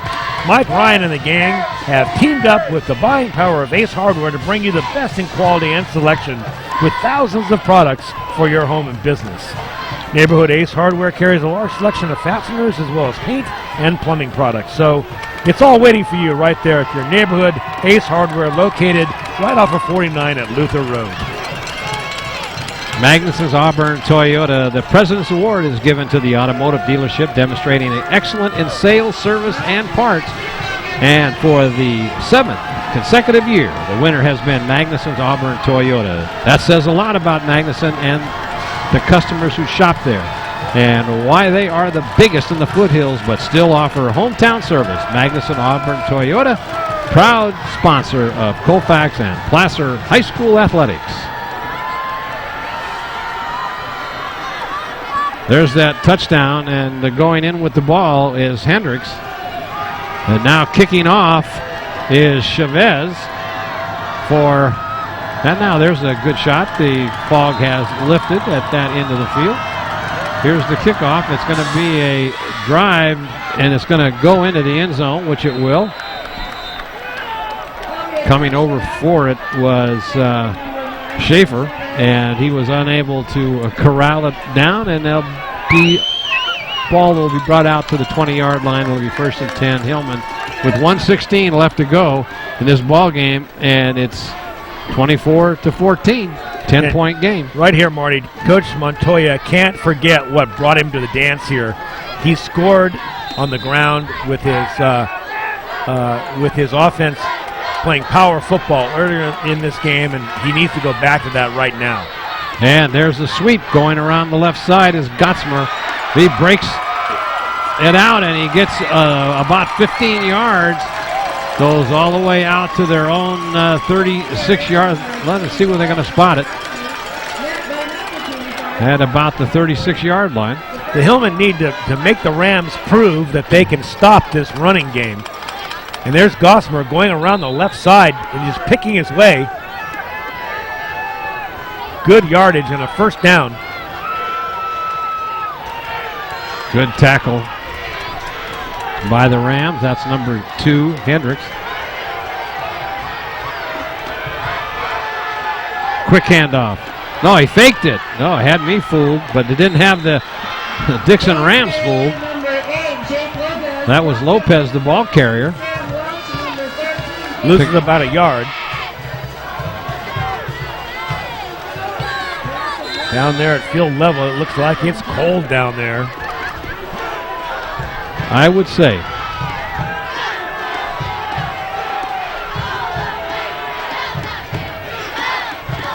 Handoff. Lopez trying to jump over a couple of men and picks up about 4 yards. Went over the time, went right over the top of Sam Welch. And with 11 seconds left, that looks like that'll be the last play in the quarter.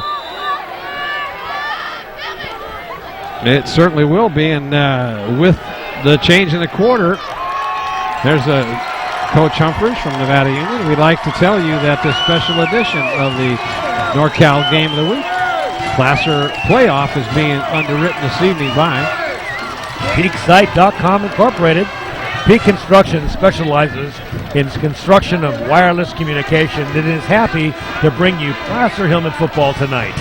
Todd Peak enjoys tonight's telecast and is proud to donate his time as the president of the Placer Junior Hillmen organization and wants to congratulate all the players, their parents, and the coaches, and the team moms and cheerleaders on a great season of Junior Hillmen football. To get more information on the Junior Hillmen, visit their website at juniorhillmen.com. And by Tony's Forest Products and Christmas trees.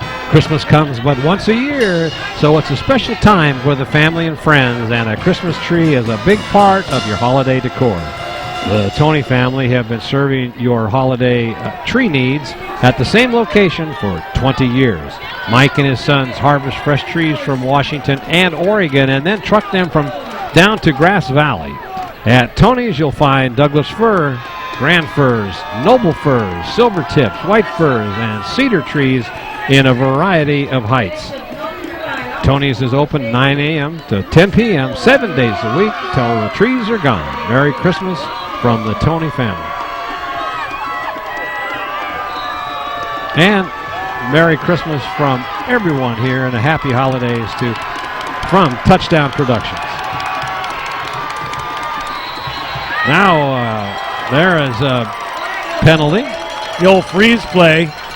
Now Ross with the hard count looking to get 5 quick yards, and that might give them a first down. It's going to be real close. If not, it'll be within a foot. Yeah, they spot it just across the 45-yard line. But, Paul, don't forget that we've got to come up with a player of the game presented by CombiTrophyAwards.com. Paul and I will select the most deserving Placer player and present them with the Game of the Week plaque. So stay tuned for the Touchdown Productions Player of the Game, presented by CombiTrophyAwards.com, coming up immediately after this great playoff telecast. And they did pick up that first down, Paul. It's like John Slane, the fullback, putting his head down and getting the yard that they needed. So that keeps the drive going here to start the fourth quarter for the Hillmen. They're going to try and hold on to their 10-point lead, but the best way to do that is not only to use the clock, but to get another score. And they're certainly in position for that here. Ross now over center. Lopez in motion and hands it off on late and picks up about 8 yards. That was Gottsmer again. So when we start talking about the player of the game, Marty, it's a little early for that, but there are 2 players that come to mind, Jake Lopez and Asher Gottsmer. I agree with that. They have put on a whale of a show, both on offense and defense And tonight. defense. Yeah. Here, Lopez doing the scoring with 2 touchdowns tonight. 1 on offense and 1 on defense. There's a handoff, still on his feet, still turning, and Ball carrier number 8. gets back to the line of scrimmage, and that's about it. That was Lopez, the ball carrier. Tackled in there by Michael Hendricks. Crossing half to number 2, Michael Hendricks. Coming back into the ball game is John Slane, senior running back and linebacker. So 3rd down and a couple. Quick handoff over the left side to determined runner, and he took it for the 1st down. And who else but John Slane. John Slane, who just came into the ball game. He was determined to get that 1st down, Paul. He got the 1st down in the last series and did the same thing again. He's quick. He's what you call thick. He's got short legs and a great big upper body. And boy, I'll tell you what, a classic linebacker, fullback look. Getting it done. And the Rams. There's a handoff again over the right guard position, and nothing there. All season long, the Rams have been stingy, giving up yardage and giving up points. And 10 points a game has been their average. So The they're Hillmen have blown through that tonight. Well, they have. A couple of big plays and 32-yard touchdown run by Gottsmer, an interception for a TD, and trying to turn the corner and not going to be able to do it. Well, gives an elbow in there, and that's Gottsmer again. Very deceptive. About the time you thought he was going out of bounds. Yeah, right. He turns up the field and gets 5 right there at the sideline. So 3rd down and about 5.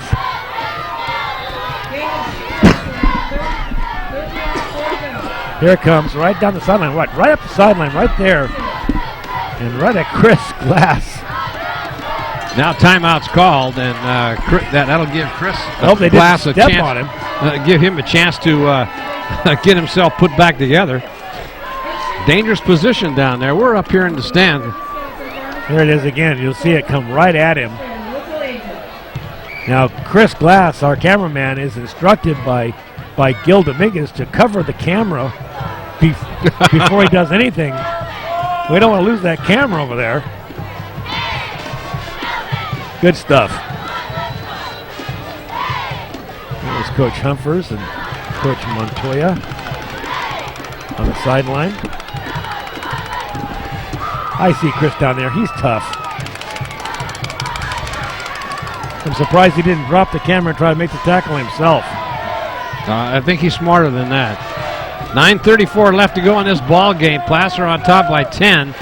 They're on a drive. This is a big 3rd down play for Dixon, trying to hold him here as the Hillmen come up to the line of scrimmage. Lopez in motion. Now he stops. Now they look like they've jumped offside. And Gottsmer turns the corner and coming up short on the 1st down, but there was movement there, Marty. I don't see a flag, though. No, I don't either. So the referees are just letting them play. He jumped into the neutral zone. That's all you got to do on high school football.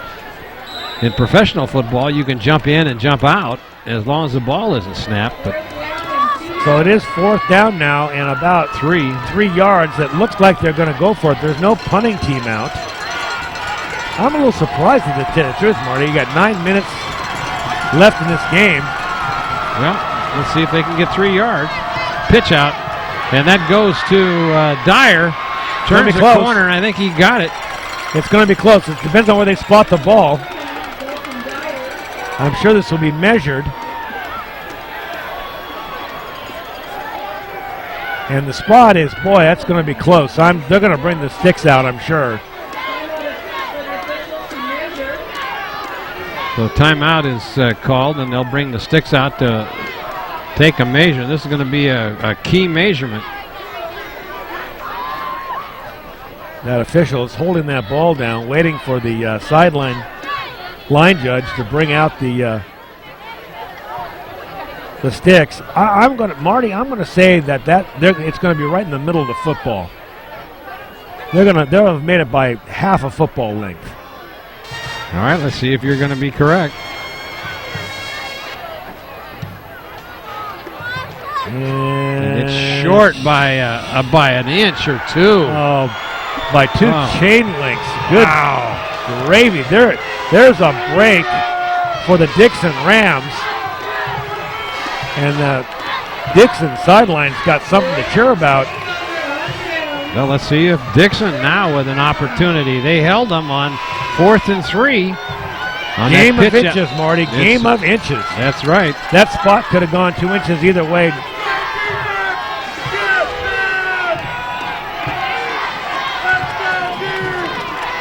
Two receivers out here to the right. In motion now is Byington. Now no place to go, but he cuts it back and then swarmed under. That was that Hendricks, the ball carrier? Yeah, it looks like it. It was Hendricks. The Rams were having some success throwing the football at the beginning of the half. Let's see if they go back to that. Alvarado on the center over the ball. Now they got a reverse and it doesn't go anywhere. That was a reverse to Mercado, and he gets just stuffed in there by. It was number 47, Brad Mahler. And there's another name that we can come up with for player of the game. Mahler's having a big defensive game tonight. They haven't fooled him once tonight, and he again coming from behind with some speed, running down the ball carrier. It'll be 3rd down now and 10. Big 3rd down here with 8:14 left to go. Looking in the pattern right over the middle. He's got his man, but then he dropped it. That was to Hendricks. And that'll bring up 4th down. Great play in there. That was number 20. That was Kyle Henning. The senior coming in there and making a hit just as the ball was being received. Now it'll bring up 4th down, Paul, and it'll be 4th and 10. They got to punt this football. No, they're not going to. No, they are. Yeah, there's 8 minutes left on the clock. That would be a bad decision to try to go for it with 10 yards in this field position. There's the punt. It's going to be short. And letting it go, smart thing to do was Gottsmer, and they'll take it over about the 29-yard line. It'll be 1st and 10 for the Hillmen. The clock is in their favor, leading this game by 10 points. Boy, that field goal that just barely made it over the crossbar now is a huge factor in this game.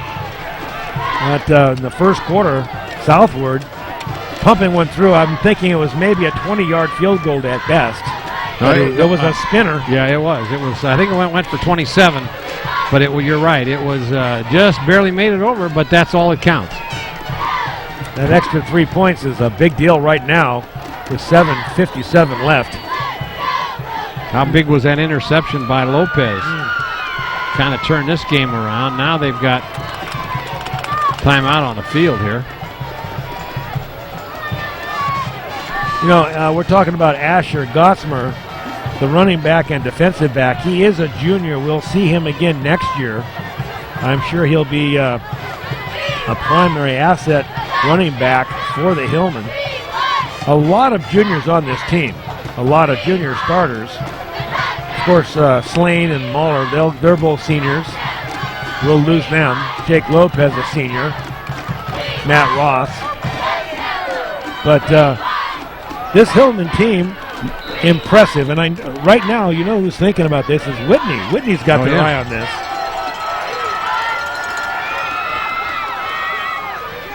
Here's the fumble. And let's see who's got it. They're saying that Dixon's got it. Oh, this is big. Big on that one.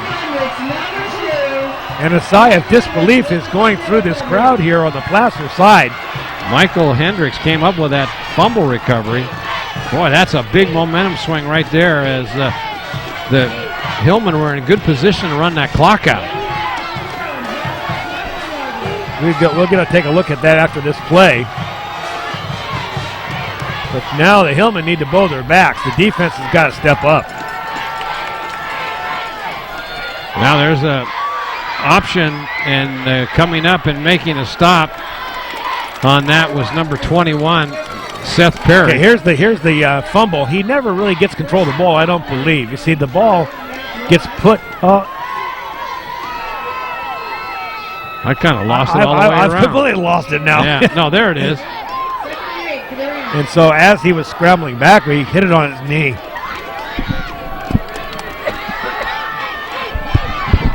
So now it's second down and about 8 for the Rams.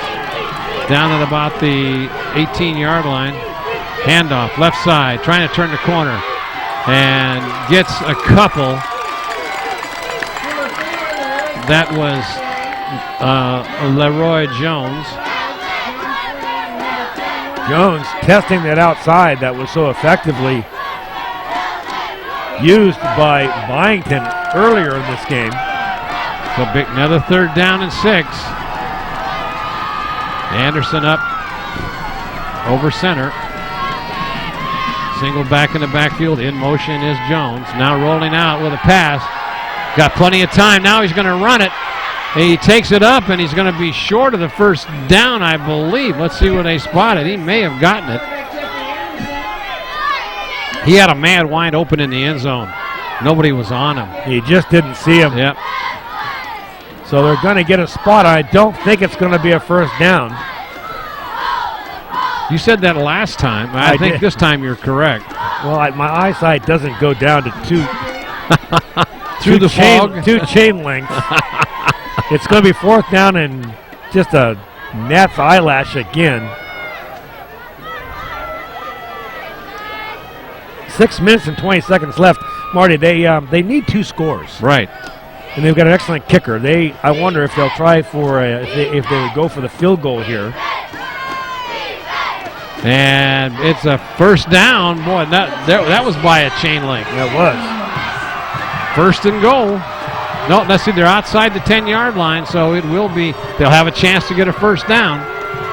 Remember the last time they were in this position, they lost about 15, 20 yards. There's a shot of the crowd across the way.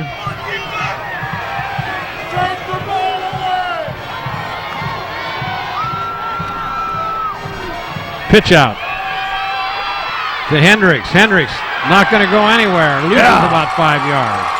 Number 22, Matt Ross, darting in there to make a great defensive tackle. Matt Ross showing you what leadership is. He is the leader in this team. He made himself a big play right there. Looks like a loss of about 4 yards. We got quite a few of the Placer players going both ways here tonight. It's got to be taking its toll. 5:40 left in this ball game. Now a pass over the middle. That's to Williams, but I thought I heard a whistle blow. It's incomplete. Williams never getting a hold of that ball. So that defensive gem by Matt Ross put them in the hole. It's going to be third down now and about 13. Crowd comes alive on the Placer side. They're on their feet.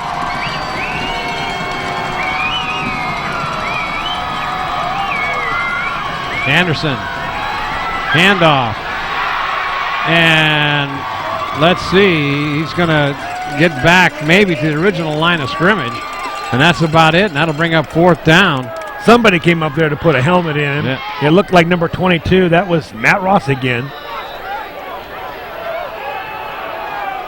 Now it's fourth down, and they can get a first down. Here's the play of the ball game, Marty, right here. Now 5 minutes timeout left. called as the coach comes on the field. He knows timeout. This is his season right here. We Right. got 5 minutes left. They're not going to have an opportunity. At least they're not likely to have an opportunity like this Yeah. again. They Especially need to down get that in the deep. end zone. Well, they might kick a field goal. They need 2 scores, Paul. Yeah, that would make sense to me. Yeah. So here's the last stop. Listen, watch Matt Ross come up here, number 22, put his helmet in there. Ooh, Bang. he good. No, was that Ross? He got ran over, but I'll tell you what, he was one that stopped momentum. Yeah, he said, you don't want to get your quarterback hurt like that. Oh, he got rammed. That's good. Thank you, Gil. I think they've got to go for a field goal. They need 2 scores. They can come back and hold them again and get a touchdown, but they need a score here. They need to score twice. So I would say put the ball down, kick it through, and then try your onside kick. Because one way or the other, they're going to have to onside kick to get the ball back here with this amount of time left. And we saw that the kicker that they've got is got a strong leg.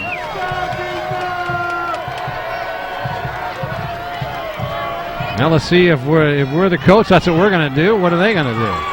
Nope. They're going for it. Here's your ball game, Marty. They need 13 yards. Dixon doesn't look very confident here, I can tell you that. They didn't have much enthusiasm coming out of that huddle.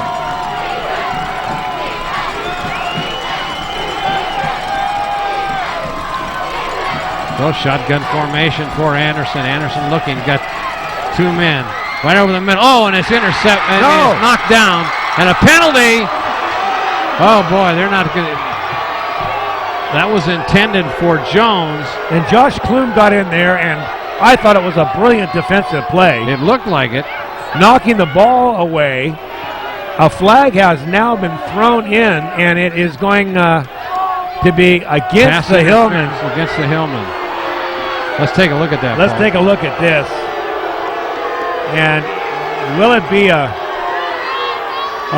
will it be a defensive pass interference? Oh, well, that's a brilliant play. Yeah, but he had his hand on his back. He was I don't pushing think. him. I don't know. That was questionable. That was kind of ticky-tack, but he did have his hand on his jersey. This is the semifinals of the championship game, and you just can't make a call like that late in the game.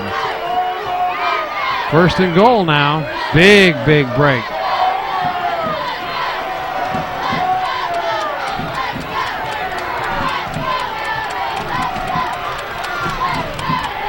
Rolling out, option play, pitches it back, and it's going to be fumbled out of bounds. Well, I don't think they got it in time.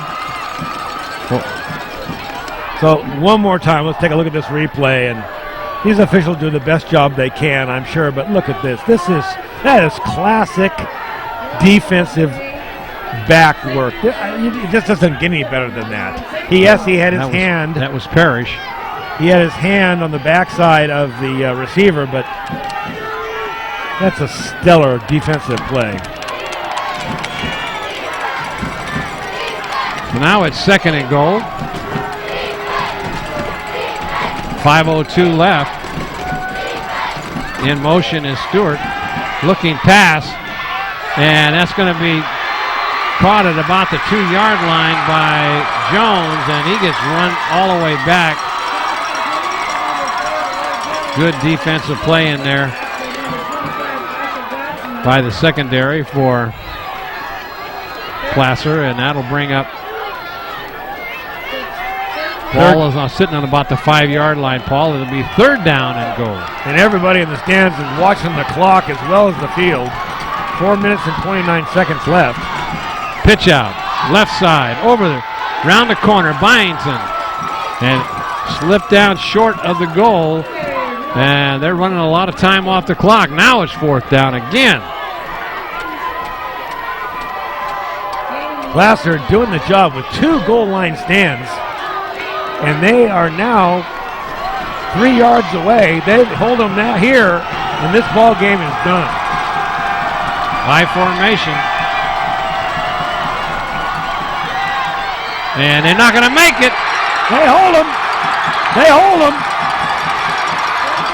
And off the field, John Slane. He tells the story right there. The fans are going crazy. An impressive Hillman defensive team. Marty, wow, I tell you, that was something else, wasn't it? Blowing my mind. I am so impressed with the way this crew is playing. This Dixon Rams team only lost 2 games all year. and twice they've been held on the goal line. I just can't believe they didn't go for a field goal there. I can't either. Yeah, but you need 2 scores. Watch this replay, and there is just nothing doing. Coming in here to make a great tackle from his linebacker position. That was John Slane. John Slane. He's kept a couple rallies alive. He's a senior having a great ball game tonight. Now there's a delay of game probably. It is. That'll half the distance of the goal. Now this is what happened to Placer last time. Yeah, that's right. They were down there, and well, at least there's some places they can't give up too much yardage. They're on their 2-yard line now. Well, they might be just as well to take a safety and don't try to. And there's a handoff trying to go over the left side and picks up a couple. That was Slane, the ball carrier. And they're thinking about clock as much as they're thinking about anything right now. 3:34, 3:33. The Placer Hillmen have not been to a championship game since 1982. Really? Is that what it? Was that what it? How long it's been? I believe that's what we were talking about earlier in the pregame. This is and another and grind it out again. That'll bring 3rd down and long. The crowd across the way is leaving.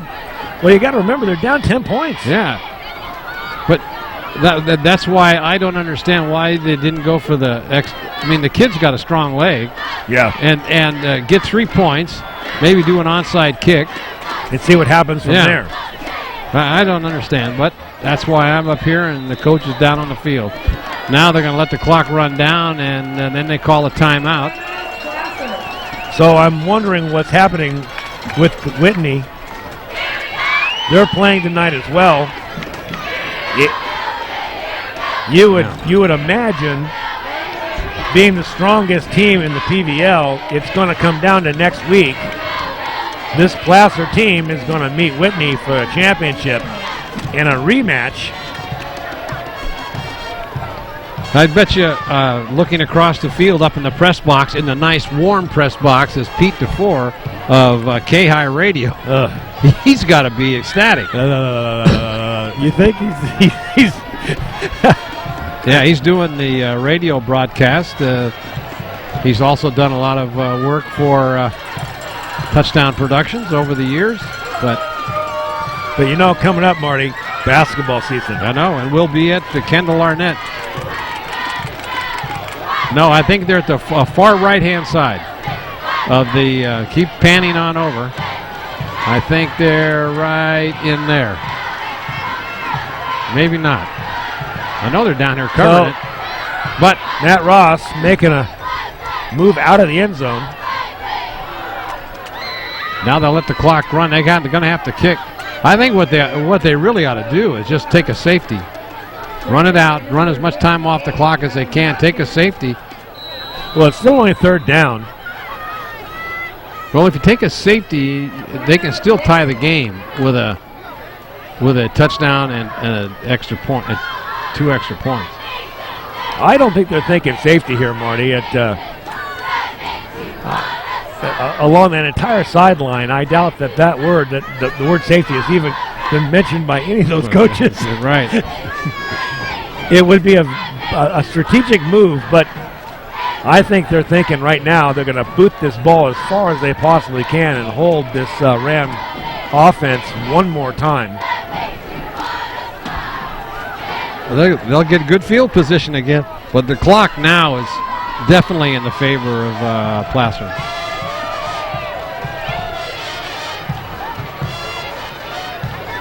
There's the clock, 2:24 left to go, 24-14. 2 receivers back. We've got Stewart, and let's see what they do. Back in he's standing right at the end of the end zone. They'll probably put a big rush on. Now that they're set,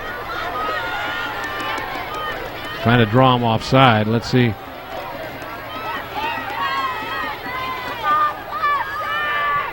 And he gets it away. Nice kick. Stewart's going to take it, and let's see what he does.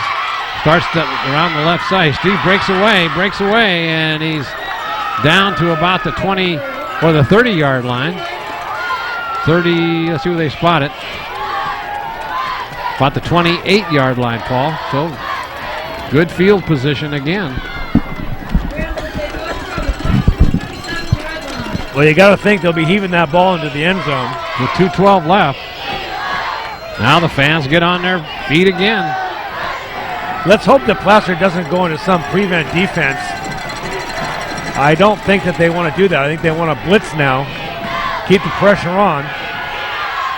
Out in the flat, ball short. Let's see if he juggles. And they're going to give him a catch. Clock continues to run. They're going to get up to the line of scrimmage very quickly. Anderson, shotgun formation, looking over the field for a receiver. It's gain of 8 yards. Now another, that'll be a first down. If they give him the catch, they do. Timeout called. 1:49 left. That was to Daniel Williams. They've got to get this one in the end zone very quickly. Low snap, looking. Right over the middle. He's got his man wide open. Touchdown. That's the first time they've thrown to him. That is Norton. No, let's see. Is it 80? That is 80. That's Coates if that's 80. And there is a very uncomfortable feeling going through the fans right here. There's a minute 41 seconds left. Anything can happen. Some of the people that were marching out of the stands across the way turned around and came back. They're starting to come back. At least they're stopping, and they're looking backward now. Big extra point coming up right here.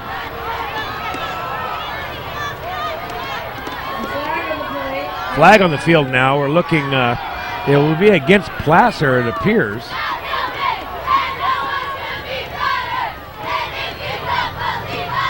No, there's no point in trying to go for two. That won't do them any good.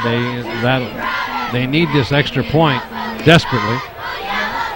No, actually, if they went for two and they were stopped, it would kill any idea of them getting the ball back and kicking a field goal. So 1:41 left to go in the game. Good snap up, and is it good? Yes, it is. Okay. Kid's got a strong leg, and sometimes you question why they didn't go for the field goal.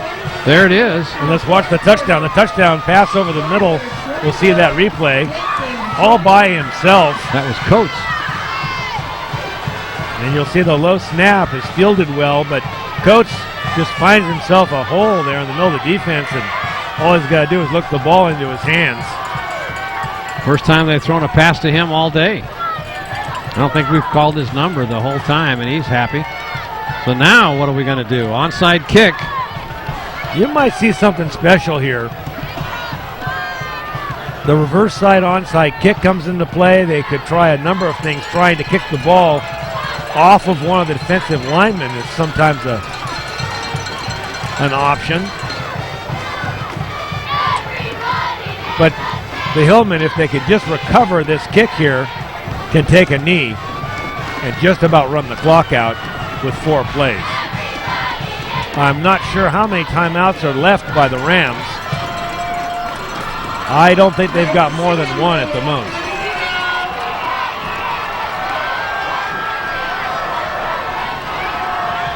So the Rams lining up for the onside kick.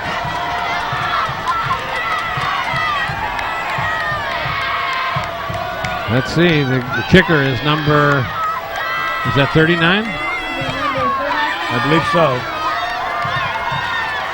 Warham. Let's see, he's going to try to kick it 10 yards up in the air and see if they can. Now they're going to go the other way. And let's see what happens. Whoa. The ball's loose. And let's see who comes up with it. There's a pile down there, and they're still trying to sort out. That's going to be the Placer ball. And that should be the ball game. Well, barring no turnover, they can just about run out the clock. If they can get a first down, they will.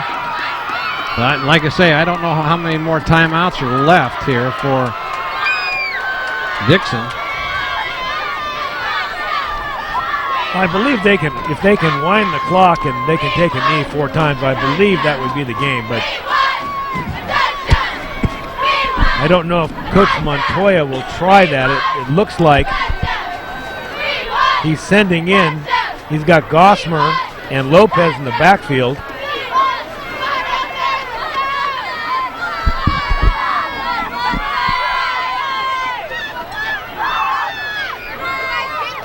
Now coming off the field, Matt Ross is looking for a play.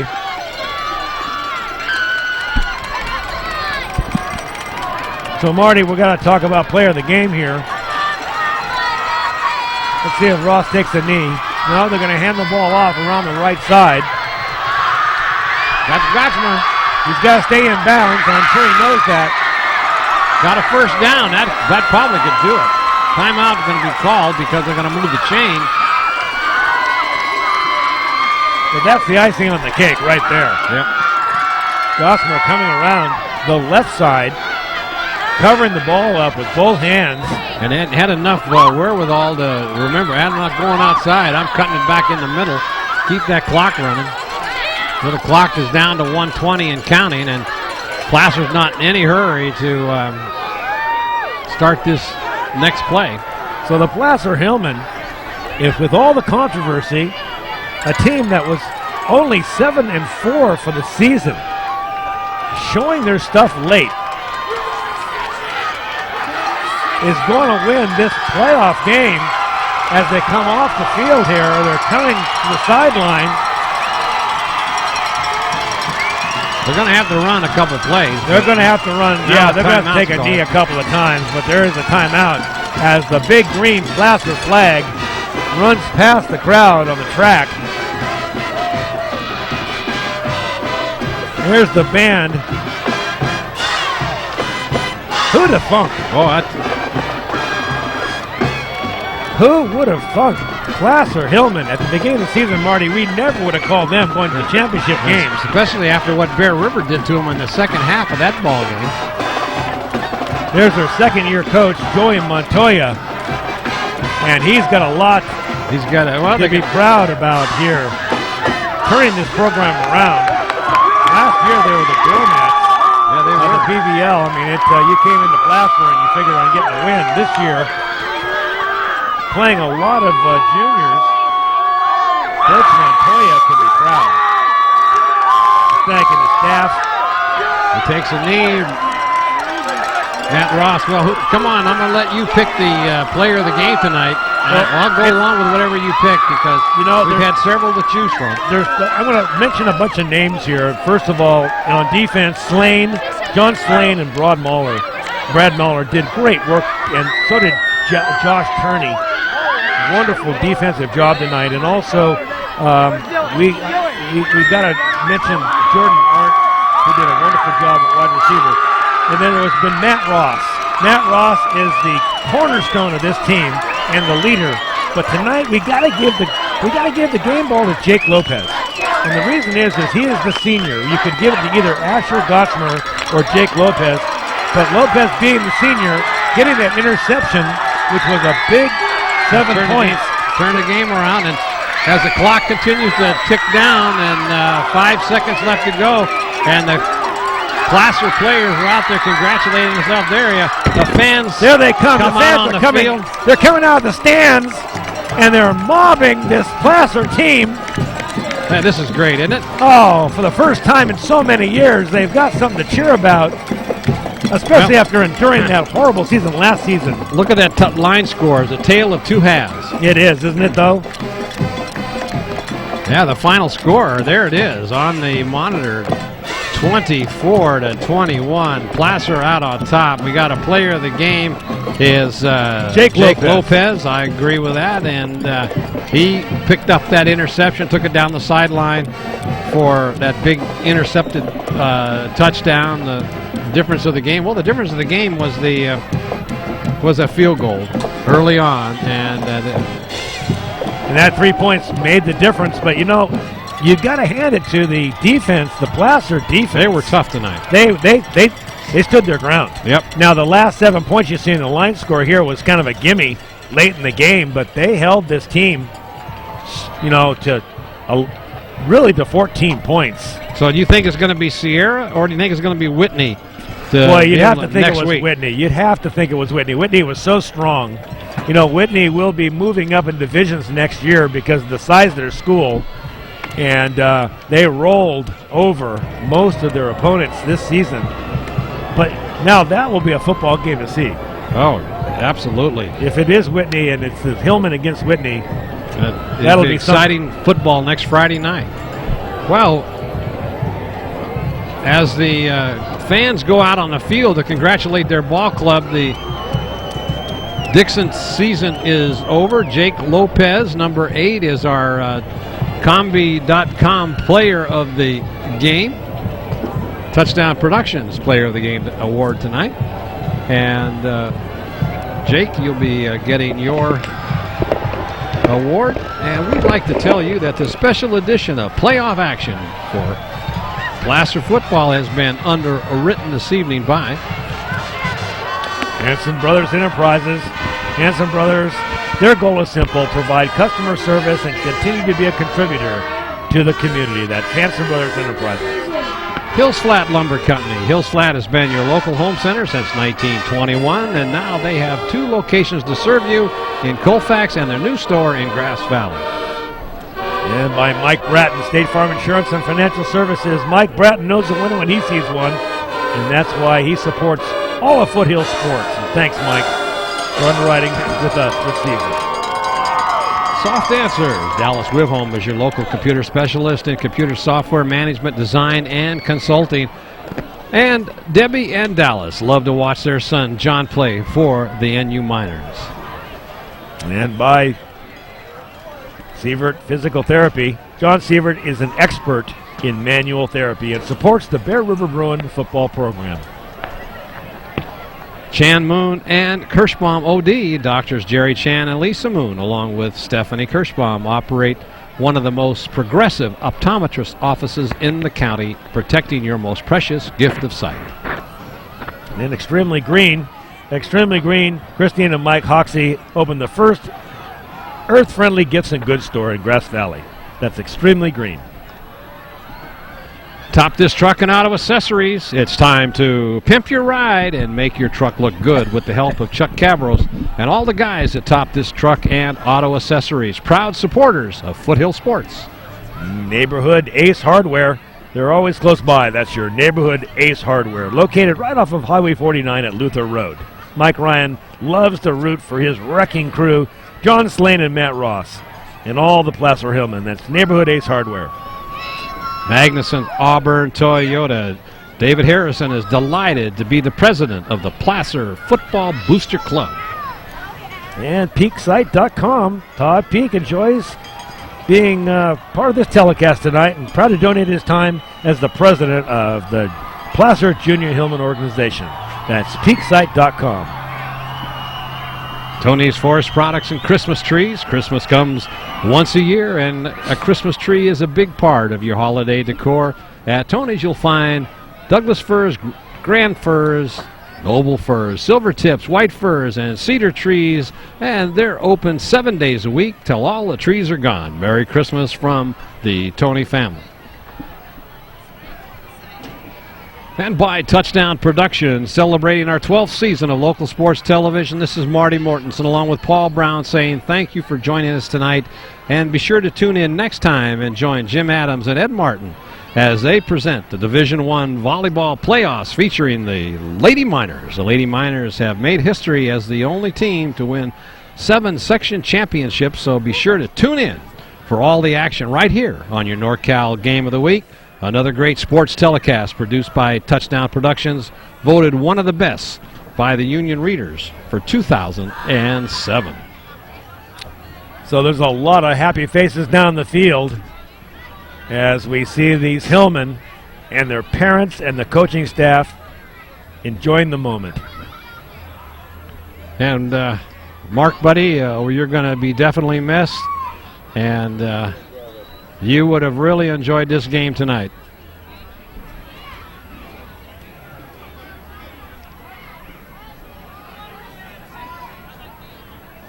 Well, exciting ball game tonight, Paul. Placer, boy, they're stunning everybody. They come out on top with a big victory, 24-21.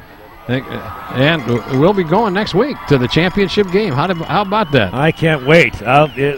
This team, I think, could play with anybody in this league, and that includes Whitney. Whitney's a big, tough, physical team, but you give the right circumstances, and you give these guys the football, and they can score. So we'll look forward to that game next week. All right, your executive producer and director for tonight's game, Gilbert M. Dominguez. And titles and replays by Brandon Duckett. Good job tonight, Brandon. Your announcers for tonight's game, Paul Brown and Marty Mortensen. And camera operators Nicole Tishman, Sean Kershevsky, and Chris Glass. Good job to all of you guys. Office manager, Lynn Dominguez. Technical engineer, Paula Miskalski. Remote facilities provided by the Commander 2. Commander 2 Maintenance, Plaza Tire and Auto Service. Game of the Week trophies, CombiTrophyAwards.com. And Touchdown Sportswear, DK and Stitches. Touchdown Accounting, Cinto Graziano, LLP. And, boy, we sure love to hear from you. Write us at gil@touchdownproductions.com. Let us know how we're doing. And for Paul Brown, Gil Dominguez, the entire Touchdown Productions sports team, this is Marty Mortensen saying thank you for joining us tonight on NorCal's Game of the Week. Final score, Placer 24, Dixon 21. We'll see you next time at the championship. Good night, everybody. Good night. Good night, Mark.